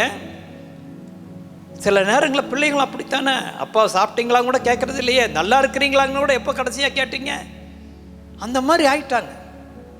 ஆகவே இன்று நீங்கள் உணர்ந்து கொள்ளுங்கள், உலக பிரகாரமாக ஃபாதர்ஸ் டே கொண்டாடினாலும் பரலோக அப்பாவையும் இன்னைக்கு கொண்டாடுறதாக நினைத்து கொண்டு அவரை நம்ம மறந்து போயிருந்தோம்னா, அவரை விட்டு தூரமாக போயிருந்தோம்னா, அப்பா தகப்பனே உம்மை நான் நினைவு கூறுகிறேன், இன்று உம்மோடு கூட இன்றைக்கு உம்மிடத்தில் நான் வருகிறேன் என்று சொல்லி உறவை இந்த நாளிலே ஃபாதர்ஸ் டே அன்றைக்கு உங்கள் ஆவிக்குரிய தகப்பனோடு கூட உறவை, உங்களை பெற்றெடுத்த தகப்பனோடு கூட உறவை புதுப்பித்துக் கொள்ளுங்கள். சரி, அடுத்தபடியாக இன்னும் இந்த தகப்பனுங்கிறது 1-2 வசனங்கள் உங்களுக்கு நான் கொடுக்குறேன், நீங்கள் இதை வாசிக்க வேண்டாம். எபேசியர் 3:14 எழுதப்பட்டிருக்கிறது, பரலோகத்துக்கும் முழு குடும்பத்துக்கும் நாமக்காரணராகிய நம்முடைய இயேசு கிறிஸ்துவினுடைய பிதாவை நோக்கி அப்படின்னு வருது. அப்போது பரலோகத்துலேயும் குடும்பம் இருக்குது. தேவதூதர்கள் இருந்தாலும் அவங்களுக்கு குடும்பம் தான் சொல்கிறார். பிதா, குமாரன், பரிசுத்தாவியானவர், தேவதூதர்கள் என்னென்ன இருக்கோ குடும்பம். பரலோகத்தில் ஏற்கனவே எடுத்துக்கொள்ளப்பட்ட பரிசுத்தவான்கள் இருக்கிறார்கள், பழைய ஏற்பாட்டு பரிசுத்தவான்கள் இருக்கிறார்கள், பூமியில் இருக்கிறார்கள். யாராக இருந்தாலும் எல்லாரும் ஒரே குடும்பம் தான். அந்த ஒரே குடும்பத்துக்கு இவர் பிதாவாக இருக்கிறார். அண்ட சராசரங்கள் முழு உலகத்திற்கும், சூரியனாக இருக்கட்டும், சந்திரனாக இருக்கட்டும், எல்லாவற்றுக்கும் அவர் தான் கடவுள். அவர் தகப்பனாக இருக்கிறார். முழு உலகத்துக்கும் அவர் பொறுப்புடையவராக இருக்கிறார். ஆனால் ஒன்று கவனித்துக் கொள்ளுங்கள், அவர் ஆண்டருடைய பிள்ளைகளுக்குத்தான் தகப்பன், முழு உலகத்துக்கும் கடவுள். ஆனால் அதே டைமில் அவர் கடவுளாய் இருந்தாலும் எக்ஸ்டென்ஷன் தகப்பன் மாதிரி அவர்களையும் பொறுப்பெடுத்துக் கொள்கிறார். உதாரணமாக ஒரு வசனத்தை வாசித்தீங்கன்னா உங்களுக்கு தெரியும், மத்தேயு 5:45. இப்படி செய்வதினால் நீங்கள் பரலோகத்தில் இருக்கிற உங்கள் பிதாவுக்கு புத்திரராய் இருப்பீர்கள். அவர் தீயோர் மேலும் நல்லோர் மேலும் தமது சூரியனை உதிக்க பண்ணி நீதி உள்ளவர்கள் மேலும் அநீதி உள்ளவர்கள் மேலும் மழையை பெய்ய பண்ணுகிறார். இப்போ வாசித்த இந்த வசனத்திலே மத்தேயு 5:45 அழகாக அவருடைய கேரக்டர் சொல்றார். அவர் யாரு? நல்லோர் மேலே தீயோர் மேலே அவங்க மேலே சூரியனை உதிக்க பண்ணுகிறார். எல்லாரும் மேலேயும் நாமெல்லாம் என்ன பண்ண, இவங்க நல்லவங்க, இவங்களுக்கு மாத்திரம் செய்வோம். அவர் அப்படி இல்லை. தகப்பன் நல்லோர் மேலே தீயோர் மேலே அநீதி உள்ளவர் மேலே, நீதி உள்ளவர் மேலே எல்லாத்துக்குமே மழையும் கொடுக்குறாரு, சூரியன் கொடுக்குறாரு. இதுதான் தகப்பன். நான் இவங்களுக்கு மாத்திரம்தான் தகப்பன் அப்படி இல்லை, எல்லாரையுமே அவர் நேசிக்கிறார். இப்போது பூலோக தகப்பன் எடுத்துக்கங்க, அவர் தன்னுடைய குடும்பத்தை தானே பார்ப்பார், ஊரார் எல்லாரையும் போய் பார்ப்பாரா? யாராவது அவங்கள அப்பான்னு கூப்பிட்டா மிரட்டுவா, நீ அப்பான்னு கூப்பிடாத, ஏன்னா அப்பான்னு கூப்பிட்டா அந்த பொறுப்பு வந்துடும், கவனிக்கணுமே. அவர் அப்படி அல்ல, அவர் முழு உலகத்தையும் நேசிக்கிற அன்புள்ள தேவனாக இருக்கார். யார் அவரை நோக்கி கூப்பிட்டாலும் உடனே அந்த தகப்பனுடைய உறவுக்குள் அவர்கள் வருகிறார்கள். இன்னொரு இடத்துல சொல்லப்பட்டிருக்கிறது, தம்மை தொழுது கொள்கிற யாவருக்கும் அவர் ஐஸ்வர்ய சம்பனராக இருக்கிறார். எல்லாரையும் அவர் ஏற்றுக்கொள்கிறார். அன்புள்ள ஒரு தகப்பன். சரி, இன்னும் நம்ம உள்ளே போவோம். ரோமர் 8:15 சொல்லப்பட்டிருக்கிறது, வாசிக்க வேண்டாம். அப்பா பிதாவே என்று கூப்பிடக்கூடிய புத்திர சுவீகாரத்தின் ஆவியை நமக்கு கொடுத்துருக்கிறாராம். அந்த ஆவி உள்ள வச்சுட்டார். அந்த பரிசுத்த ஆவியானவரோடு கூட நம்ம பிதாவோடு கூட லிங்க் பண்ணி விட்டுட்டார். அறியாமையே நமக்குள்ள அது வந்துட்டே இருக்குது, அப்பா அப்பா அப்பா அப்பா பிதாவே என்று சொல்லி அந்த ஸ்பிரிட்டையே உள்ள வச்சுட்டார். அதாவது அந்த ஸ்பிரிட்டை உள்ளே வைக்கிறதுக்கு முன்னால் இன்னொரு ஸ்பிரிட்டை வெளியில் எடுத்துட்டார். அதை படித்தீர்கள் என்றால் உங்களுக்கு புரியும். ரோமர் 8:15. அந்தபடி திரும்பவும் பயப்படுகிறதற்கு நீங்கள் அடிமைத்தனத்தின் ஆவியை பெறாமல் அப்பா பிதாவே என்று கூப்பிட பண்ணுகிற புத்திர சுவிகாரத்தின் ஆவியை பெற்றீர்கள். அழகா அங்கே சொல்லப்பட்டிருக்கிறது, அடிமைத்தனத்தின் ஆவி இல்லை, அவர் பிதா. அவர்கிட்ட போய் இதோ அடிமை நான் வந்திருக்கிறேன் அப்படின்னு நீங்கள் ஜெபம் பண்ணிங்கன்னா அவர் சந்தோஷப்படுவார்னு யோசிக்கிறீங்களா? நிச்சயமாக அவர் சந்தோஷப்பட மாட்டார். அடிமை பழைய ஏற்பாட்டில் யூஸ் பண்ணியிருக்கலாம். புதிய ஏற்பாட்டில் நீங்கள் அவருடைய குமாரனை நீங்கள் மேன்மைப்படுத்த வேண்டும். உடனே நம்ம எல்லாரும் சொல்லுவோம், அந்த ஆயக்காரன் அப்படி தானே ஜெபம் பண்ணார், மார்பாக அடித்து என் மேலே கிருபையாயிரும் இரக்கமாயிரும் அவன் ஜெபம் பண்ணானா. அது எதுக்கு ஆண்டவர் அந்த உதாரணம் சொன்னார்னா, மனிதன் தன்னுடைய சொந்த நீதியினால் தேவனிடத்தில் போக முடியாது என்பதை காட்டும்படியாக அதை சொன்னார். பரிசை என்ன ஜெபம் பண்ணா, நான் அவங்கள அநியாயக்காரர் அவங்கள மாதிரியெல்லாம் இல்லை, நான் தசம்பாங்க கொடுக்குறேன், உபவாசம் எடுக்கிறேன் அப்படியெல்லாம் சொன்னான். நீதியோடு வராத அப்படிங்கிறதுக்காக அது சொன்னார் ஒழிய அடிமைத்தனத்தோடு கூட வான ஆண்டு சொல்லலை. புதிய ஏற்பாட்டு ஜெபம், நீர் என்னை உம்முடைய பிள்ளையாக மாற்றினீரே, எனக்காக உம்முடைய விலையேறப்பட்ட இரத்தத்தை சிந்தினீரே, என்னை நீதிமானாய் மாற்றினீரே, ஆண்டவரே உம்முடைய ஐஸ்வர்யத்தை எனக்கு கொடுத்தீரே. அந்த மாதிரி அவர் கல்வாரி சிலுவையில் செய்த காரியங்களை சொல்லி சொல்லி ஜெபம் பண்ணுறதுக்கு முன்னால் அப்படியெல்லாம் நீங்கள் சொல்லிட்டு போனீங்கன்னா பரலோகம் உங்களுக்கு விரிவாக திறந்திருக்கும். அந்த அடிமைத்தன ஆவியை கர்த்தர் விரும்பவில்லை. இதே வசனம்தான் கலாத்தியர் 4:6 6-7 பவுலும் குறிப்பிடுகிறார். தயவு செய்து அப்படி ஒரு ஜெபம் பண்ணுகிறவர்களாக இருந்தால் இந்த நாளில் உங்கள் ஜெபத்தை மாற்றிக்கொள்ளுங்கள். நாம் எல்லாரும் அடிமைகள் அல்ல, நாம் எல்லாரும் பிள்ளைகளாக இருக்கிறோம், சுதந்திரவாளியாக இருக்கிறோம், உடன் சுதந்திராக இருக்கிறோம், அவரோடு கூட உன்னதங்களிலே உட்கார வைத்திருக்கிறார். இப்படி தான் நம்மை நாம் பார்க்க வேண்டும். ஆகவே அவர் நமக்கு அப்பா பிதாவேன்னு கூப்பிடக்கூடிய அந்த பாக்கியத்தை தேவன் கொடுத்திருக்கிறார். அடுத்தபடியாக இந்த அப்பா எப்படிப்பட்டவர் என்றால் பூலோக அப்பா மாதிரி தான். எப்படின்னா நம்மை பற்றி பெருமைப்படுகிற ஒரு தகப்பன். பூமியில் அப்பாலாம் பிள்ளைகளை பற்றி பார்த்திங்கன்னா பெருமையாக பேசிகிட்டே இருப்பாங்க. என் பையன் உங்களுக்கு தெரியுமா, என் பொண்ணு உங்களுக்கு தெரியுமா, இவ்வளோ படிச்சிருக்கிறான், அதை பண்ணுறான் இதை பண்ணுறான் அப்படின்னு கொஞ்சம் பேர் கிடச்சிட்டா அவங்க பிள்ளைகளுடைய அச்சீவ்மெண்ட்ஸே பேசிகிட்டு இருப்பாங்க. இந்த நாட்டில் இருக்கிறான், இப்போ இங்கே இருக்கிறான், இதை பண்ணிகிட்டு இருக்கிறான். அதே தான் ராப்பகலாக இதே மாதிரி தான் நம்முடைய அப்பாவும். புரியுதுங்களா? நம்முடைய அப்பா பிதா நம்மை குறித்து பெருமையாக பேச விரும்புகிறார். அதுதான் அவருக்கு கிரெடிட். ஒரு உதாரணம், பைபிளில் எல்லாரும் அதிலிருந்து பிரசங்கம் பண்ணுவாங்க. நானும் அதை உங்களுக்கு டச் பண்ணுறேன். யோபு பற்றி உங்களுக்கு தெரியும். யோபு புஸ்தகத்தில் 1ஆம் அதிகாரம் 8ஆம் வசனத்தை வாசிங்கள்.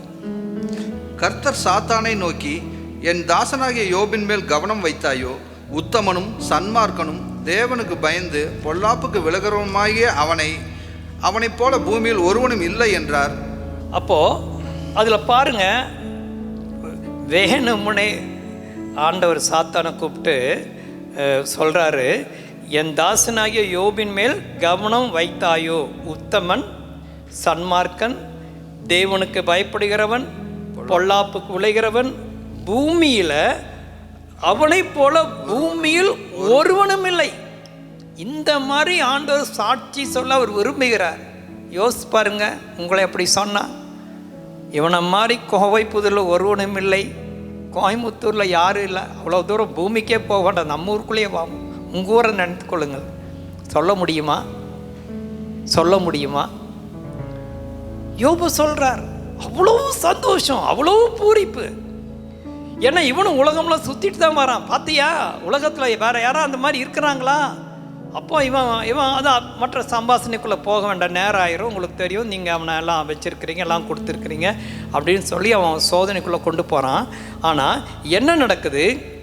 அப்படிப்பட்ட ஒரு சோதனை வந்தாலும், யோபுக்குரியதெல்லாம் அழிஞ்சு போனாலும், இன்னும் யோபு அப்படி இருக்கிறான். அதை பார்த்து மறுபடியும் ஆண்டவர் விட்டு விடல, மறுபடியும் யோபை பெருமையாக பேசுகிறார். அதுதான் ஆச்சரியமாக இருக்குது. அந்த சோதனைக்கு பின்னாலேயும் அவன் நிலைத்திருக்கிறான். அதை படிங்க, யோபு 2:3. அப்பொழுது கர்த்தர் சாத்தானை நோக்கி, நீ என் தாசனாகிய யோபின் மேல் கவனம் வைத்தாயோ. உத்தமனும் சன்மார்க்கனும் தேவனுக்கு பயந்து பொல்லாப்புக்கு விலகரவுமான மனுஷனாகிய அவனைப் போல பூமியில் ஒருவனும் இல்லை.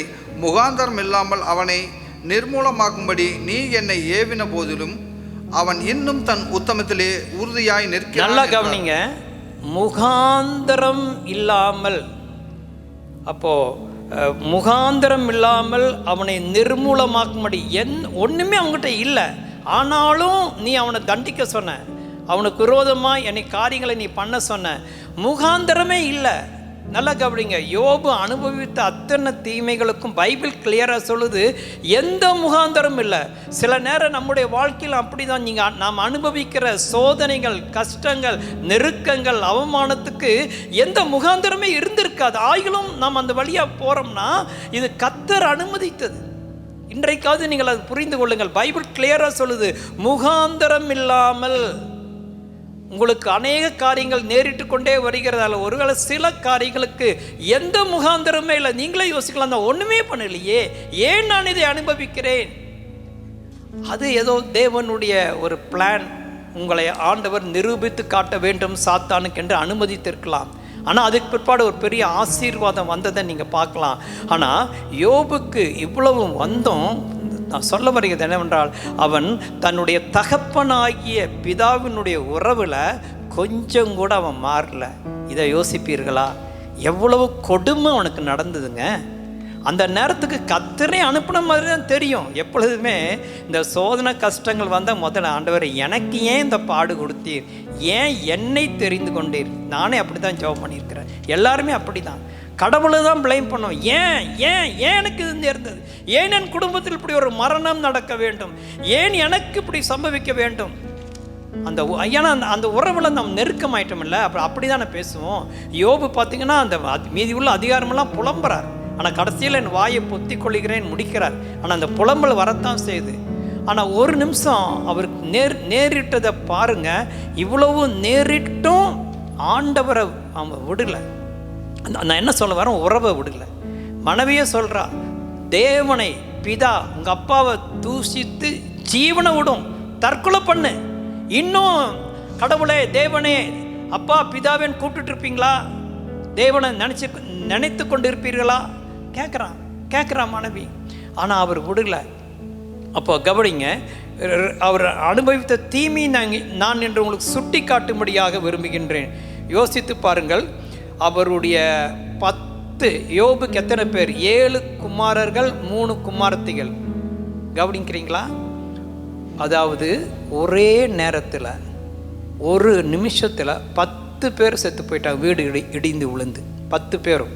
இப்போது இந்த கொரோனா டைமில் டிவியில் நம்ம பார்க்குறோம், எவ்வளோ பேர் அந்த செத்த பணங்களை அடுக்கி வச்சுருக்காங்க. யோசித்து பாருங்கள். அன்று யோபு வீட்டில் 10 பிரேதங்கள், 10 சவப்பட்டிகள் ஒரு வீட்டுக்குள்ளே. எங்கேயாவது அந்த காட்சியை நீங்கள் பார்த்திருக்கிறீர்களா?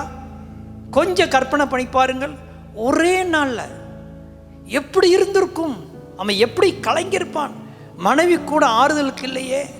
அது மாத்திரமல்ல, இவனுக்கு நிறைய பணிவிடைக்காரர்கள் இருந்தார்கள்.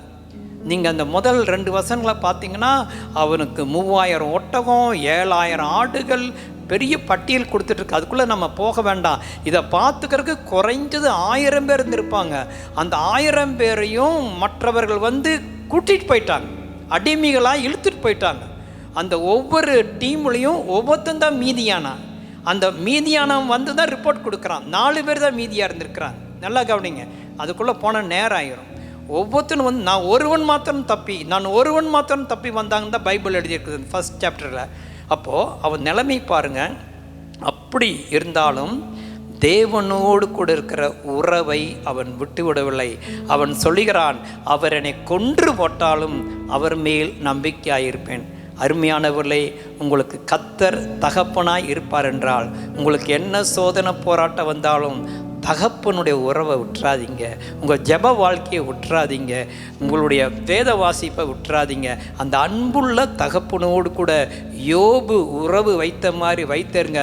பின்னால் யோபை பயங்கரமாக கர்த்தர் ஆசீர்வதித்தார், ரெட்டிப்பாக கொடுத்தார். அதே போல் பூலோகத்தில் இருக்கிற தகப்பனுடைய உறவையும் விட்டுறாதீங்க. நீங்கள் அனுபவிக்கிற சோதனை போராட்டத்தை பார்த்து தகப்பனை விட்டுறாதீங்க. தகப்பனை நாம் அன்பு கூற வேண்டும். யோபுகிட்டிருந்து அந்த பாடத்தை நாம் படிக்க வேண்டும். ஆகவே ஆண்டவர் நம் பேரிலே பெருமைப்படுகிறவராய் இருக்கிறார். நம் பேரில் அன்பு செலுத்துகிறவராய் இருக்கிறார். நேரமாக இது கடந்து போவோம். அடுத்தது நம்முடைய தேவன் யார் என்றால் உபாகமம் 1:31. ஒரு மனிதன் தன் பிள்ளையை சுமந்து கொண்டு போவது போல நீங்கள் இவ்விடத்திற்கு வருகிற வரைக்கும் நடந்து வந்த வழிகள் எல்லாவற்றிலும் உங்கள் தேவனாகிய கர்த்தர் உங்களை சுமந்து கொண்டு வந்ததை கண்டீர்களே. அப்போ அழகா சொல்கிறாரு. பழைய ஏற்பாட்டில் இஸ்ரவேல் மக்களை எகிப்திலிருந்து கொண்டு வருகிறாருங்க. 40 ஆண்டு காலமாக வழி நடத்திட்டு வராரு. என்னன்னு சொல்கிறாரு? ஒரு தகப்பன் தன் பிள்ளையை சுமந்து கொண்டு வருவது போல. பார்க்குறீங்களா? சுமந்து கொண்டு வருவது போல. அப்போது தோல் மேலே போட்டு, அல்லது பார்த்துருக்குங்க சில இடங்களில் பிள்ளை இப்படி வச்சு 2 காலும் மேலே இப்படி தொங்கும், அப்படியே அழகாக தகப்பன்மார் தூக்கிட்டு போகிறத பார்த்துருக்குறீங்களா? சில நேரங்களில் நமக்கு வந்து வெயிட் தூக்கிறது, பொருள் தூக்குறதெல்லாம் கஷ்டமாக இருக்கும். குழந்தையை தூக்குறது கஷ்டமாக இருக்காது. பார்த்துருக்குறீங்களா? குழந்தையை தூக்கிறதுக்கு தகப்பனுக்கு அவ்வளோ இன்பமாக இருக்கும். இப்போ எனக்கு வந்து பேர குழந்தைங்க தூக்கிறதுக்கு அவ்வளோ, என்னுடைய மககிட்டேருந்து பிடுங்குவோம், குழந்தைய என் கையில் கொடு, தூக்கிறதுக்கு அவ்வளோ ஒரு சந்தோஷம். இந்த மாதிரி தான் நீங்கள் கற்பனை பண்ணி பார்க்க வேண்டும். கர்த்தர் நம்மை சுமந்து கொண்டு வருகிறார். தூக்கிறது மாத்திரம், தூக்குனா அந்த பொறுப்பு எடுத்துக்கணும். என்னுடைய மக சொல்வா, அவளுடைய குழந்தைய கொடுத்துட்டா, டாடி உங்கள் கையில் கொடுத்துட்டேன், உங்கள் கையில் இருக்கிற வரைக்கும் நீங்கள் தான் எல்லா பொறுப்பும் அப்படின்றோம். அந்த மாதிரி தான் தேவன் நம்மை தூக்கிட்டார்னா அவரே முழு பொறுப்பை எடுத்துக்கொள்கிறார். அவர் எவ்வளோ தூரமானாலும் அவரை யோசிச்சு பாருங்க. 40 ஆண்டு காலமாக தூக்கி சுமந்து வந்திருக்கிறார். மறுபடியும் அந்த வசனத்தை படிங்க. ஒரு மனிதன் தன் பிள்ளையை சுமந்து கொண்டு போவது போல நீங்கள் இவ்விடத்திற்கு வருகிற வரைக்கும் நடந்து வந்த வழிகள் எல்லாவற்றிலும் உங்கள் தேவனாகிய கர்த்தர் உங்களை சுமந்து கொண்டு வந்ததை கண்டீர்களே. அப்போது அங்கே எழுதப்பட்டிருக்கிறது, அதாவது நீங்கள் இவ்விடத்திற்கு வருகிற வரைக்கும். கவனிச்சிங்களா எவ்வளோ காலம்னு? தூக்கிட்டே வந்திருக்காரு. அப்படின்னா என்ன? அவங்களுடைய ஒரு குழந்தை என்னென்ன இடைஞ்சலெல்லாம் பண்ணும். ஒரு குழந்தை எவ்வளோ இடைஞ்சல் பண்ணும், அத்தனையும் சகிக்கிற மாதிரி பெரியவங்க பண்ணிக்கிற அத்தனை இடைஞ்சலையும் அவர் சகித்து, இவங்க முறுமுறுப்பாங்க, போராட்டம் பண்ணுவாங்க, இது வேணும் தண்ணி வேணும்னு கேட்பாங்க, திடீர்னு வெயில் அடிக்குதும்பாங்க. என்னென்ன பண்ணாலும் எல்லாவற்றுக்கும் அவர் உதவி செஞ்சு பொறுமை, அங்கே தான் நீங்கள் பார்க்கணும், பொறுமையோடு கூட இதுவரைக்கும் அப்படிங்கிறாரு. இந்த 40 ஆண்டுகள் உங்களை ஒரு முறை கூட கீழே இருக்கலையே, உங்களை கொண்டு வந்தேனேன்னு சொல்கிறார். நம்முடைய தகப்பனை இந்த நாளிலே நாம் நினைவு கூற வேண்டும். இன்னும் நீங்கள் பார்த்தீங்கன்னா அதே உபாகமம் 32 வாசிக்க வேண்டாம், நமக்கு நேரம் இல்லை. உபாகம் 32:11 கழுகு தன் கூட்டை களைத்து குஞ்சுகள் மேல் அசைவாடி கட்டைகளை விரித்து அவைகளை எடுத்து அவைகளை தன் செட்டைகளின் மேல் சுமந்து கொண்டு போகிறது போல. இங்க பாருங்க, அங்க தகப்பன் சுமந்து கொண்டு போவது போலன்னு பார்த்தீங்க.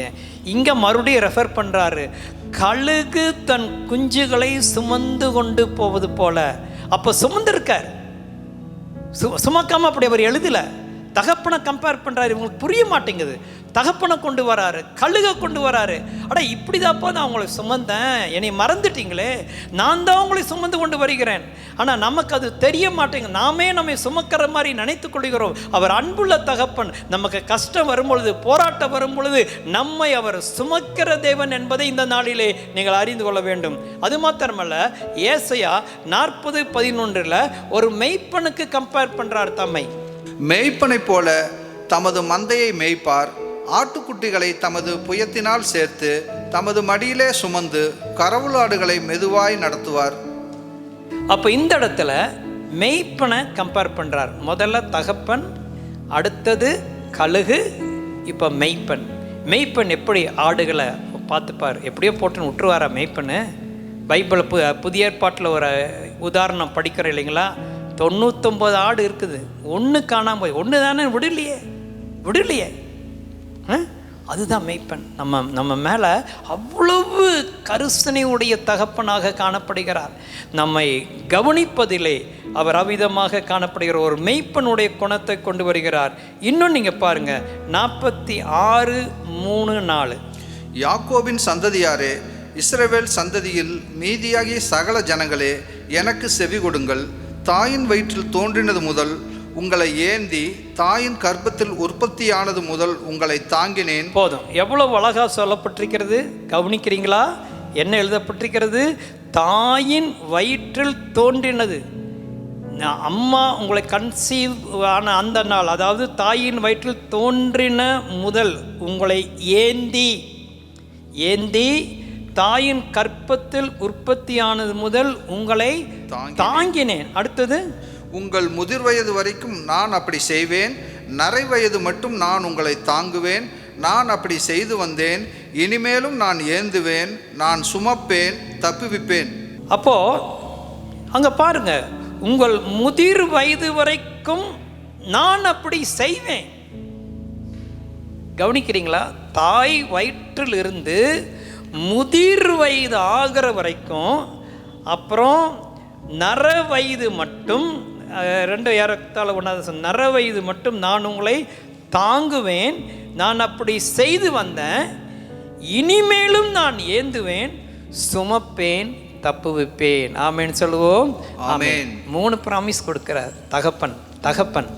அவரை நினைவு கூறுங்க. சொல்றாரு, நான் ஏந்துவேன், சுமப்பேன், தப்புவிப்பேன். இதுக்கு மேலே என்னங்க வேணும்? மறுபடியும் உங்கள் பூலோக தகப்பன்மார்கிட்ட பேசுகிறேன். நம்முடைய பிள்ளைகளுக்கு இந்த அஷ்யூரிட்டியை நம்ம கொடுக்க வேண்டும். அவங்க திருமணமாகி பிள்ளைகளோடு கூட இருந்தாலும் நம்ம அப்பப்போ சொல்லணும், அப்பா இருக்கிறேன், அப்பா உயிரோடு. நாம் எல்லாம் அந்த ஒரு லெவலில் தானே இருக்கிறோம். உயிரோடு இருக்கிற வரைக்கும் நீ எந்த நேரம் என்னிடத்தில் நீ வரலாம் அப்படிங்கிற ஒரு அஷ்யூரிட்டியை பிள்ளைகளுக்கு நம்ம கொடுப்பது தவறு கிடையாது.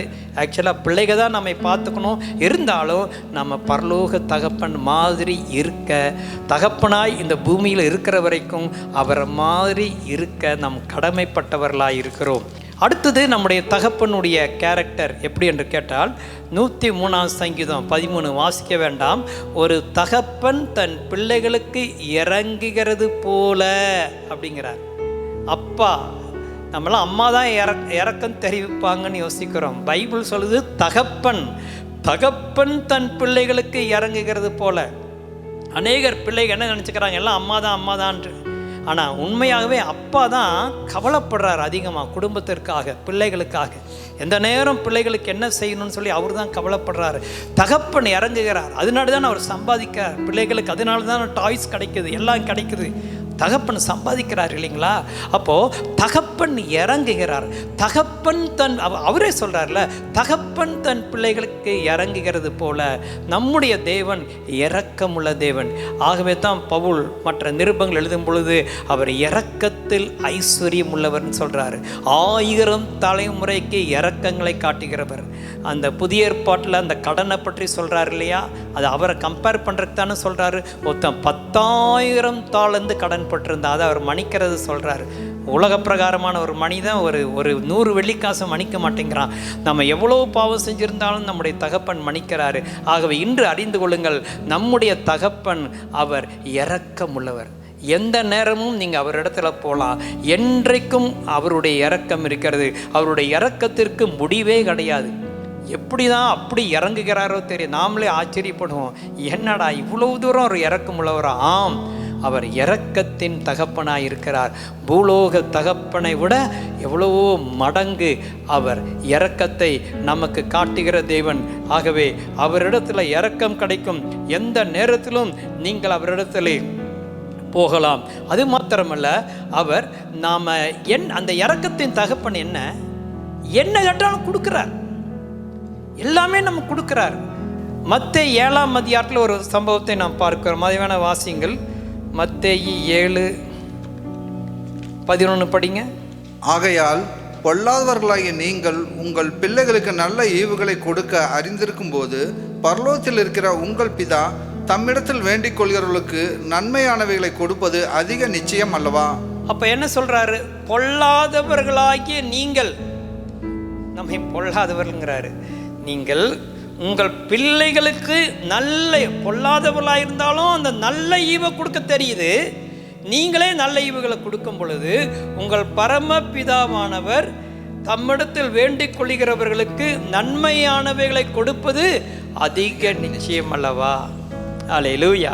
அதிக நிச்சயம். அவர் யாருன்னா, நம்ம தகப்பன் யாருன்னா, நம்ம என்ன கேட்டாலும் கொடுப்பார். அதான சொல்கிறார், என் நாமத்தினாலே எதை கேட்டாலும் பிதா கொடுப்பாருங்கிறாரே, கொடுப்பார் அப்படிங்கிறாரே. கேளுங்கள் கொடுக்கப்படுங்கிறாரே. தம்முடைய சொந்த குமாரன் என்றும் பாராமல் அவரையே நமக்காக ஒப்பு கொடுத்தவர் அவரோடு கூட மற்ற எல்லாவற்றையும் அருளாதிருப்பது எப்படி? எப்படி கொடுப்பேன் அப்படிங்கிறாரு. அவர் யாரு? நம்முடைய தகப்பன் யாரு? நமக்கு கொடுக்கிறவர். இன்றைக்கு உங்களுக்கு என்ன தேவை? உரிமையோடு கூட கேளுங்கள். நீர் என்னுடைய தகப்பன், நான் யாரிடத்தில் போவேன் ஐயா? உம்மிடத்தில் வருகிறேன், எனக்கு இது தேவை, கொடுங்கன்னு கேளு.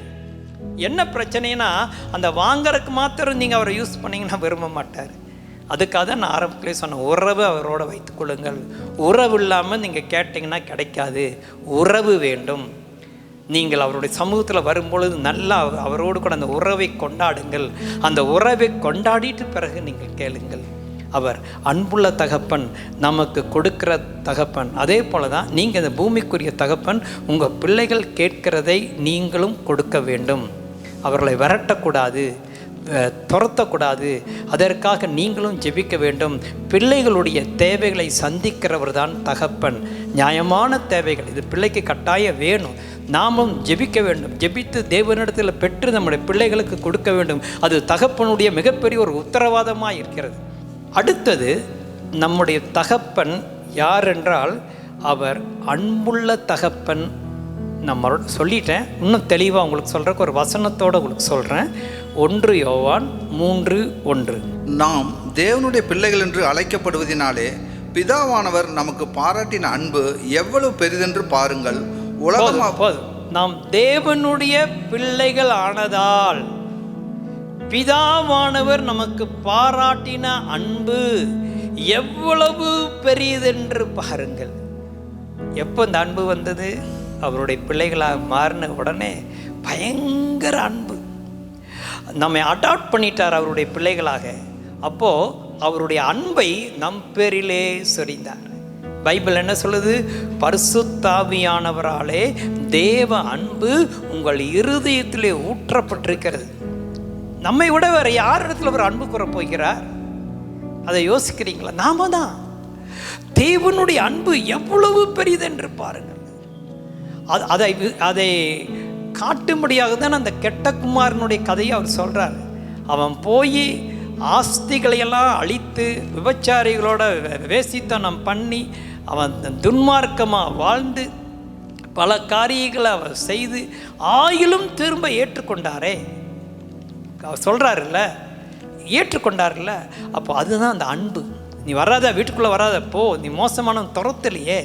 ஆகவே நம்முடைய தேவன், ஒருவேளை நீங்கள் பின்வாங்கி போயிருந்தாலும், தூரமாக போயிருந்தாலும், அந்த அன்புள்ள தகப்பன் உங்களை அழைக்கிறார். உங்களை எதிர்பார்த்து கொண்டிருக்கிறார். ஒரு காலத்தில் நான் சபைக்கு போயிட்டு இருந்தேன் பாஸ்டர், இப்போல்லாம் போகிறதில்ல. இன்று கர்த்தர் உன்னோடு கூட பேசுகிறார். அந்த உறவை புதுப்பித்துக்கொள்ள அவர் இன்றும் அன்புள்ள தகப்பனாக தான் இருக்கிறார். உங்கள் மனசில் நீங்கள் யோசிக்கிற மாதிரி அவர் இல்லை. அவர் உங்களை அதிகமாக நேசிக்கிறார். அவர் தகப்பன், அவர் அன்புள்ளவர் என்பதை நீங்கள் அறிந்து கொள்ள வேண்டும்.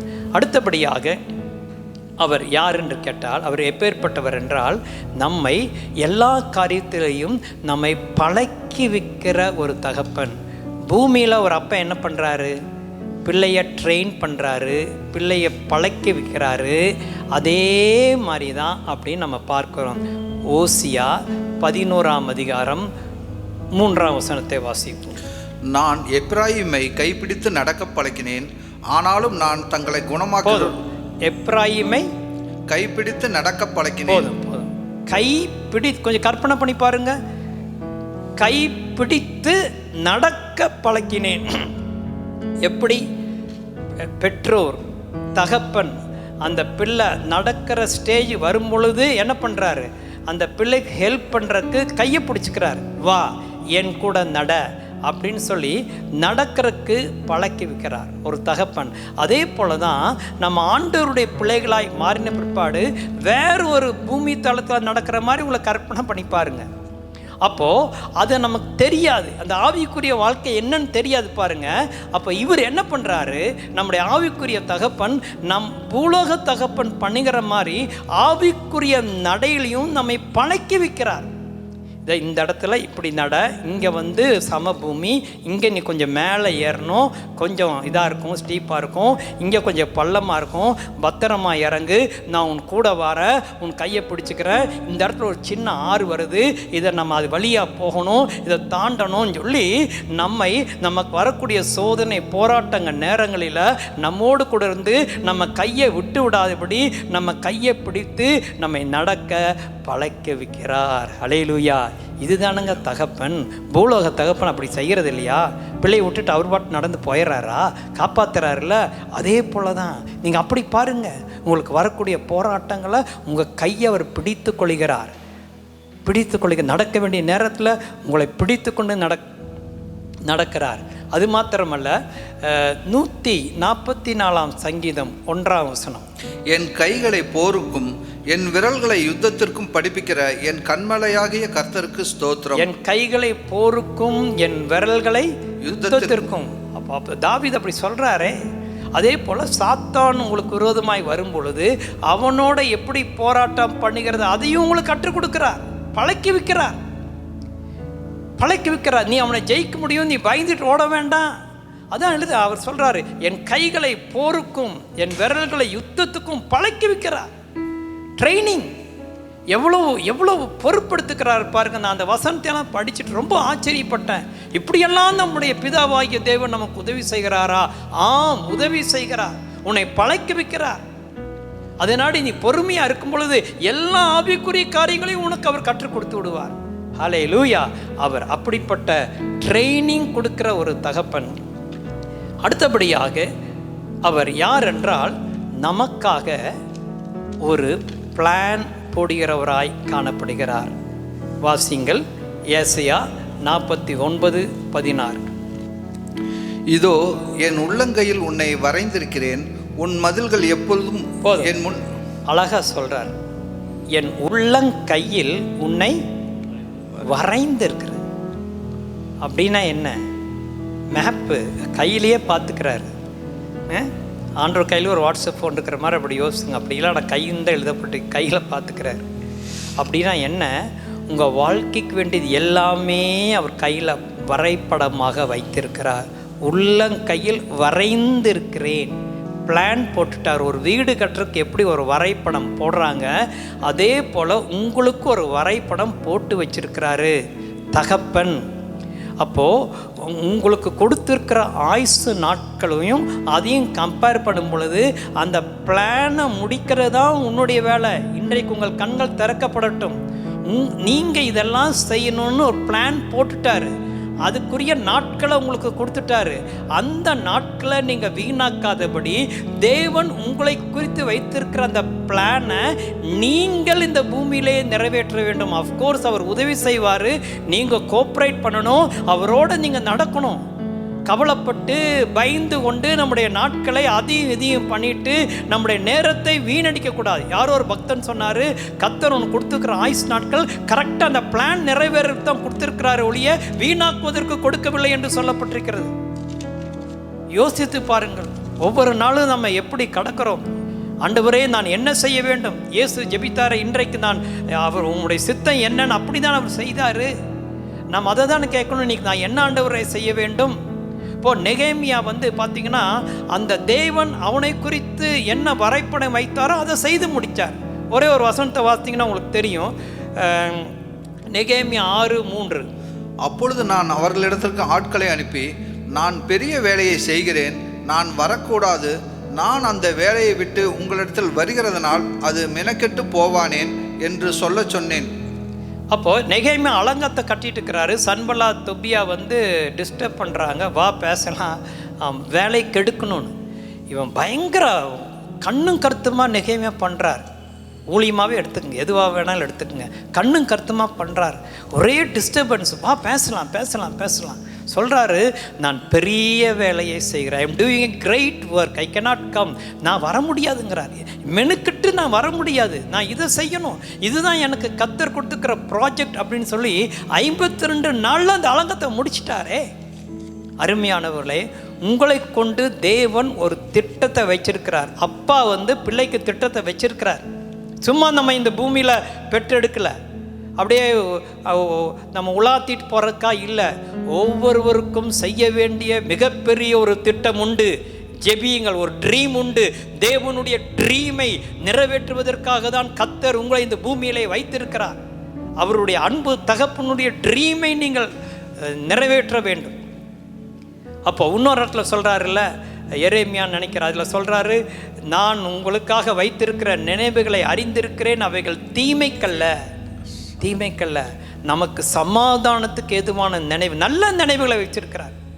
நம்முடைய நினைவுகள் மாதிரி அவருடைய நினைவுகள் அல்லன்னு சொல்றது, உயர்ந்த நினைவுகள், பெரிய நினைவுகள். அதுதான் அவர் நினைவுகள் என்பது ட்ரீம்ஸ்.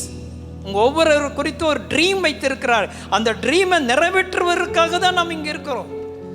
நம்முடைய தகப்பன் நமக்காக திட்டம் வைத்திருக்கின்றார். சரி, அது மாத்திரமல்ல, நம்முடைய தகப்பன் யார் என்றால் சங்கீதம் 32:8 எல்லாருக்கும் மனப்பாடமாக தெரியும். நம்மை வழி நடத்துகிறவர், ஆலோசனை கொடுக்கக்கூடியவர்.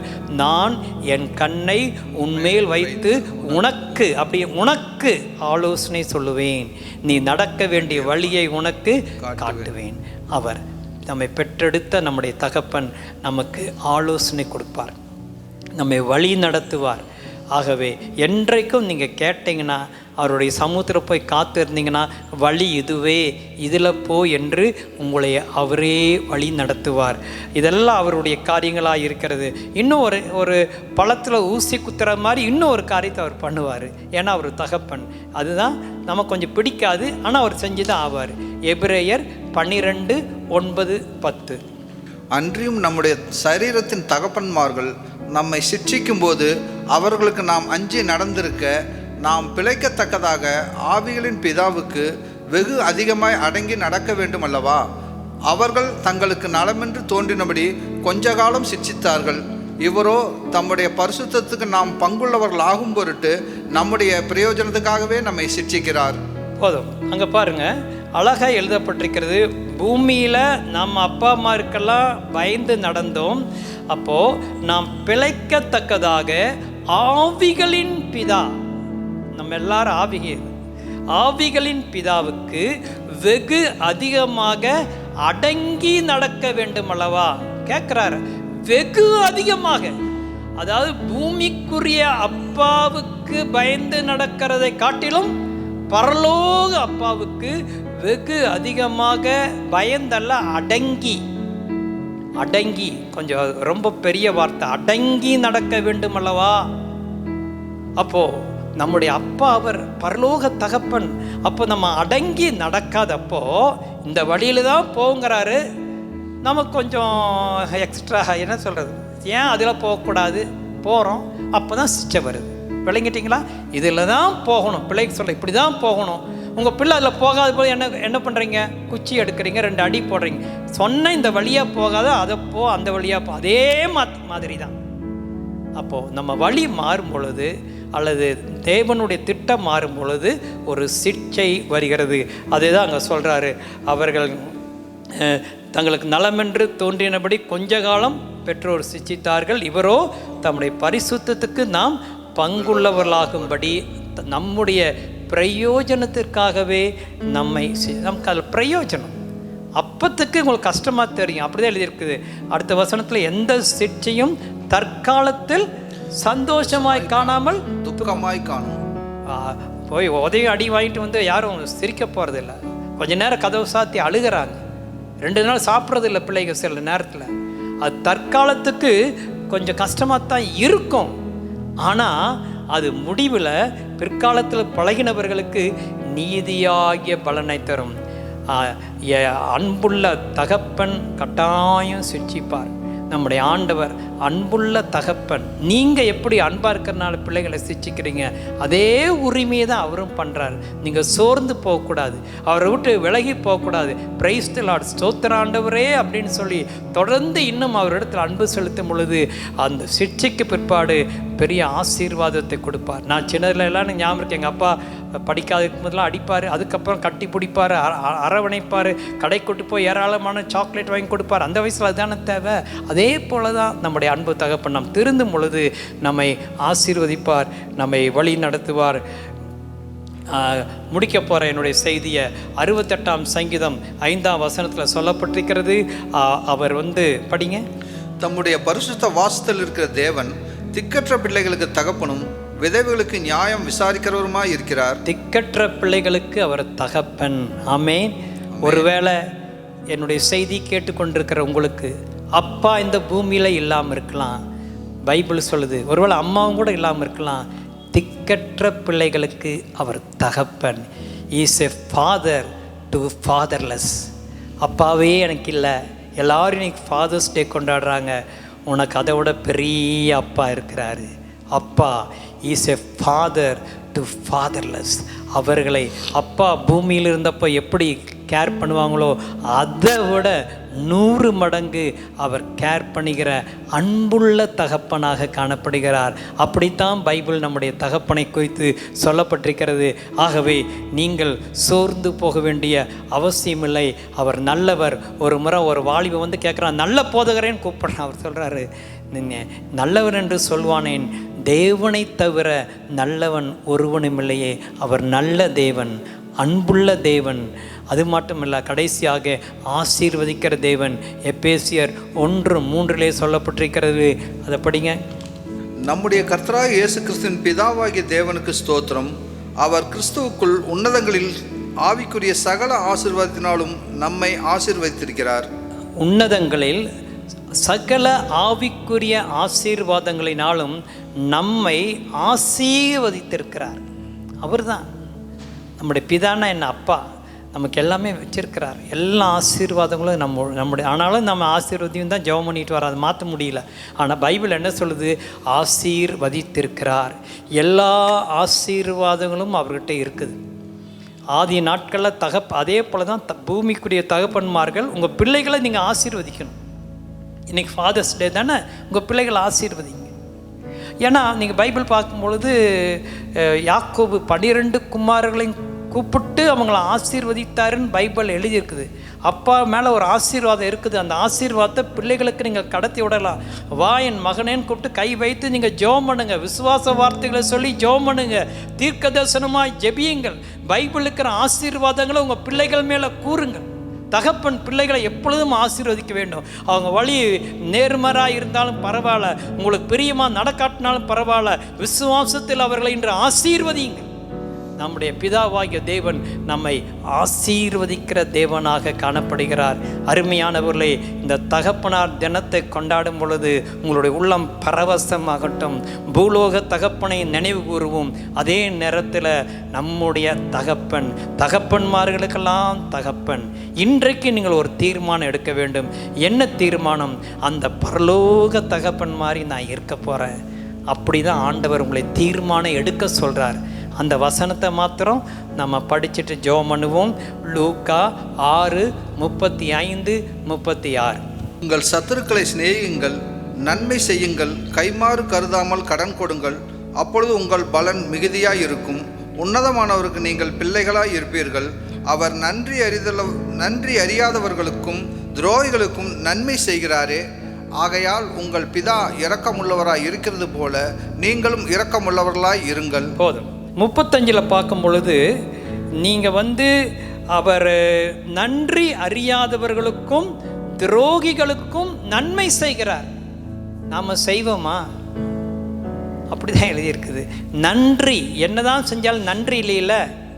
நன்றி அறியாதவர்களுக்கும் துரோகம் பண்ணிட்டான் இல்லை. இன்னைக்கு அரசியலே பார்க்குறீங்களா துரோகங்கள் நடக்கிறதெல்லாம்? துரோகிகளுக்கும் நன்மை செய்கிறாரே. அது அவர் கணக்கே பண்ணுறதில்ல. இப்படி பண்ணிட்டான் இதை இல்லை. அவருடைய மைண்டே வேற. அவர் சொல்கிறாரு, நன்றி அறியாதவர்களுக்கும் துரோகிகளுக்கும் நன்மை செய்கிறார். இந்த மாதிரி நீ இருங்கிறார். அதுதான் தகப்பன். அந்த முடியும் போது என்ன சொல்கிறாரு? ஆகையால் உங்கள் பிதா இரக்கம் உள்ளவராய் இருக்கிறது போல நீங்களும் இரக்கம் உள்ளவர்களாய். இப்படி வாழ முடியுமா? அதுதான் கேள்வி. ஆனால் அப்படி இருக்கணும்னு பைபிள் சொல்லுது. இன்னொரு இடத்துல உங்கள் பிதா சர்க்குணராய் இருக்கிறது போல நீங்களும் பூரண சர்க்குணராய் இருக்கும். உங்கள் பிதா பூரண சர்க்குணர், நீங்களும் பூரண சர்க்குணர். நம்மை அந்த பிதாவுடைய ஸ்டேட்டஸ்க்கு வான் அழைக்கிறார். நீ அந்த மாதிரி இருக்கணும். உன்னை பூலோகத்தில் நான் எதுக்கு வைத்திருக்கிறேன்? பரலோக பிதாவை நீ ரிசம்பிள் பண்ண வேண்டும்.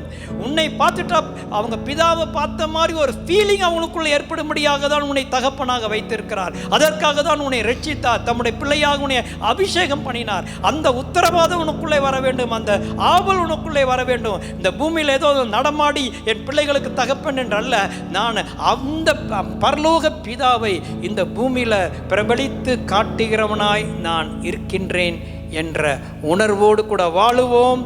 தேவன் நம்மை ஆசீர்வதிப்பாராக. மீண்டும் happy father's day. God bless you. கேட்டுக்கொண்ட நல்ல வார்த்தைகளுக்காக நாம் இருக்கிற இடங்களிலே கண்களை மூடி ஜெபிக்கலாம். கிருபை நிறைந்த ஆண்டவரே, இந்த வேலைக்காக நன்றி செலுத்துகிறோம். இந்த நாளிலே குடும்பமாக தேவ சமூகத்திலே நாங்கள் அமர்ந்து உம்மை நாங்கள் ஆராதிக்கவும் உம்மை நாங்கள் துதிக்கவும், ஆண்டவரே எங்கள் காணிக்கைகளினாலே உம்மை நாங்கள் கனப்படுத்தவும், ஆண்டவரே எங்கள் தேசத்திற்காக அநேக காரியங்களுக்கு ஜெபிக்கவும், ஆண்டவரே வெளியேற பெற்ற வார்த்தையை கேட்கும்படியாக எங்களுக்கு கொடுத்த ஜீவனுக்காக, சுகத்திற்காக, ஆரோக்கியத்திற்காக நன்றி செலுத்துகிறோம். ஆண்டவரே நாங்கள் கேட்ட வார்த்தைகளை விட்டு விடாதபடிக்கு ஆண்டவரே அந்த வார்த்தைகள் இந்த நாளிலே அநேக தகப்பன்மார்களுக்கு ஒரு பெரிய ஆசீர்வாதமாய் இருப்பதாக, இந்த பூமியில் எங்களுக்கு ஆசீர்வாதமாய் கொடுத்திருக்கிற தகப்பன்மார்களுக்காக நன்றி செலுத்துகிறோம்.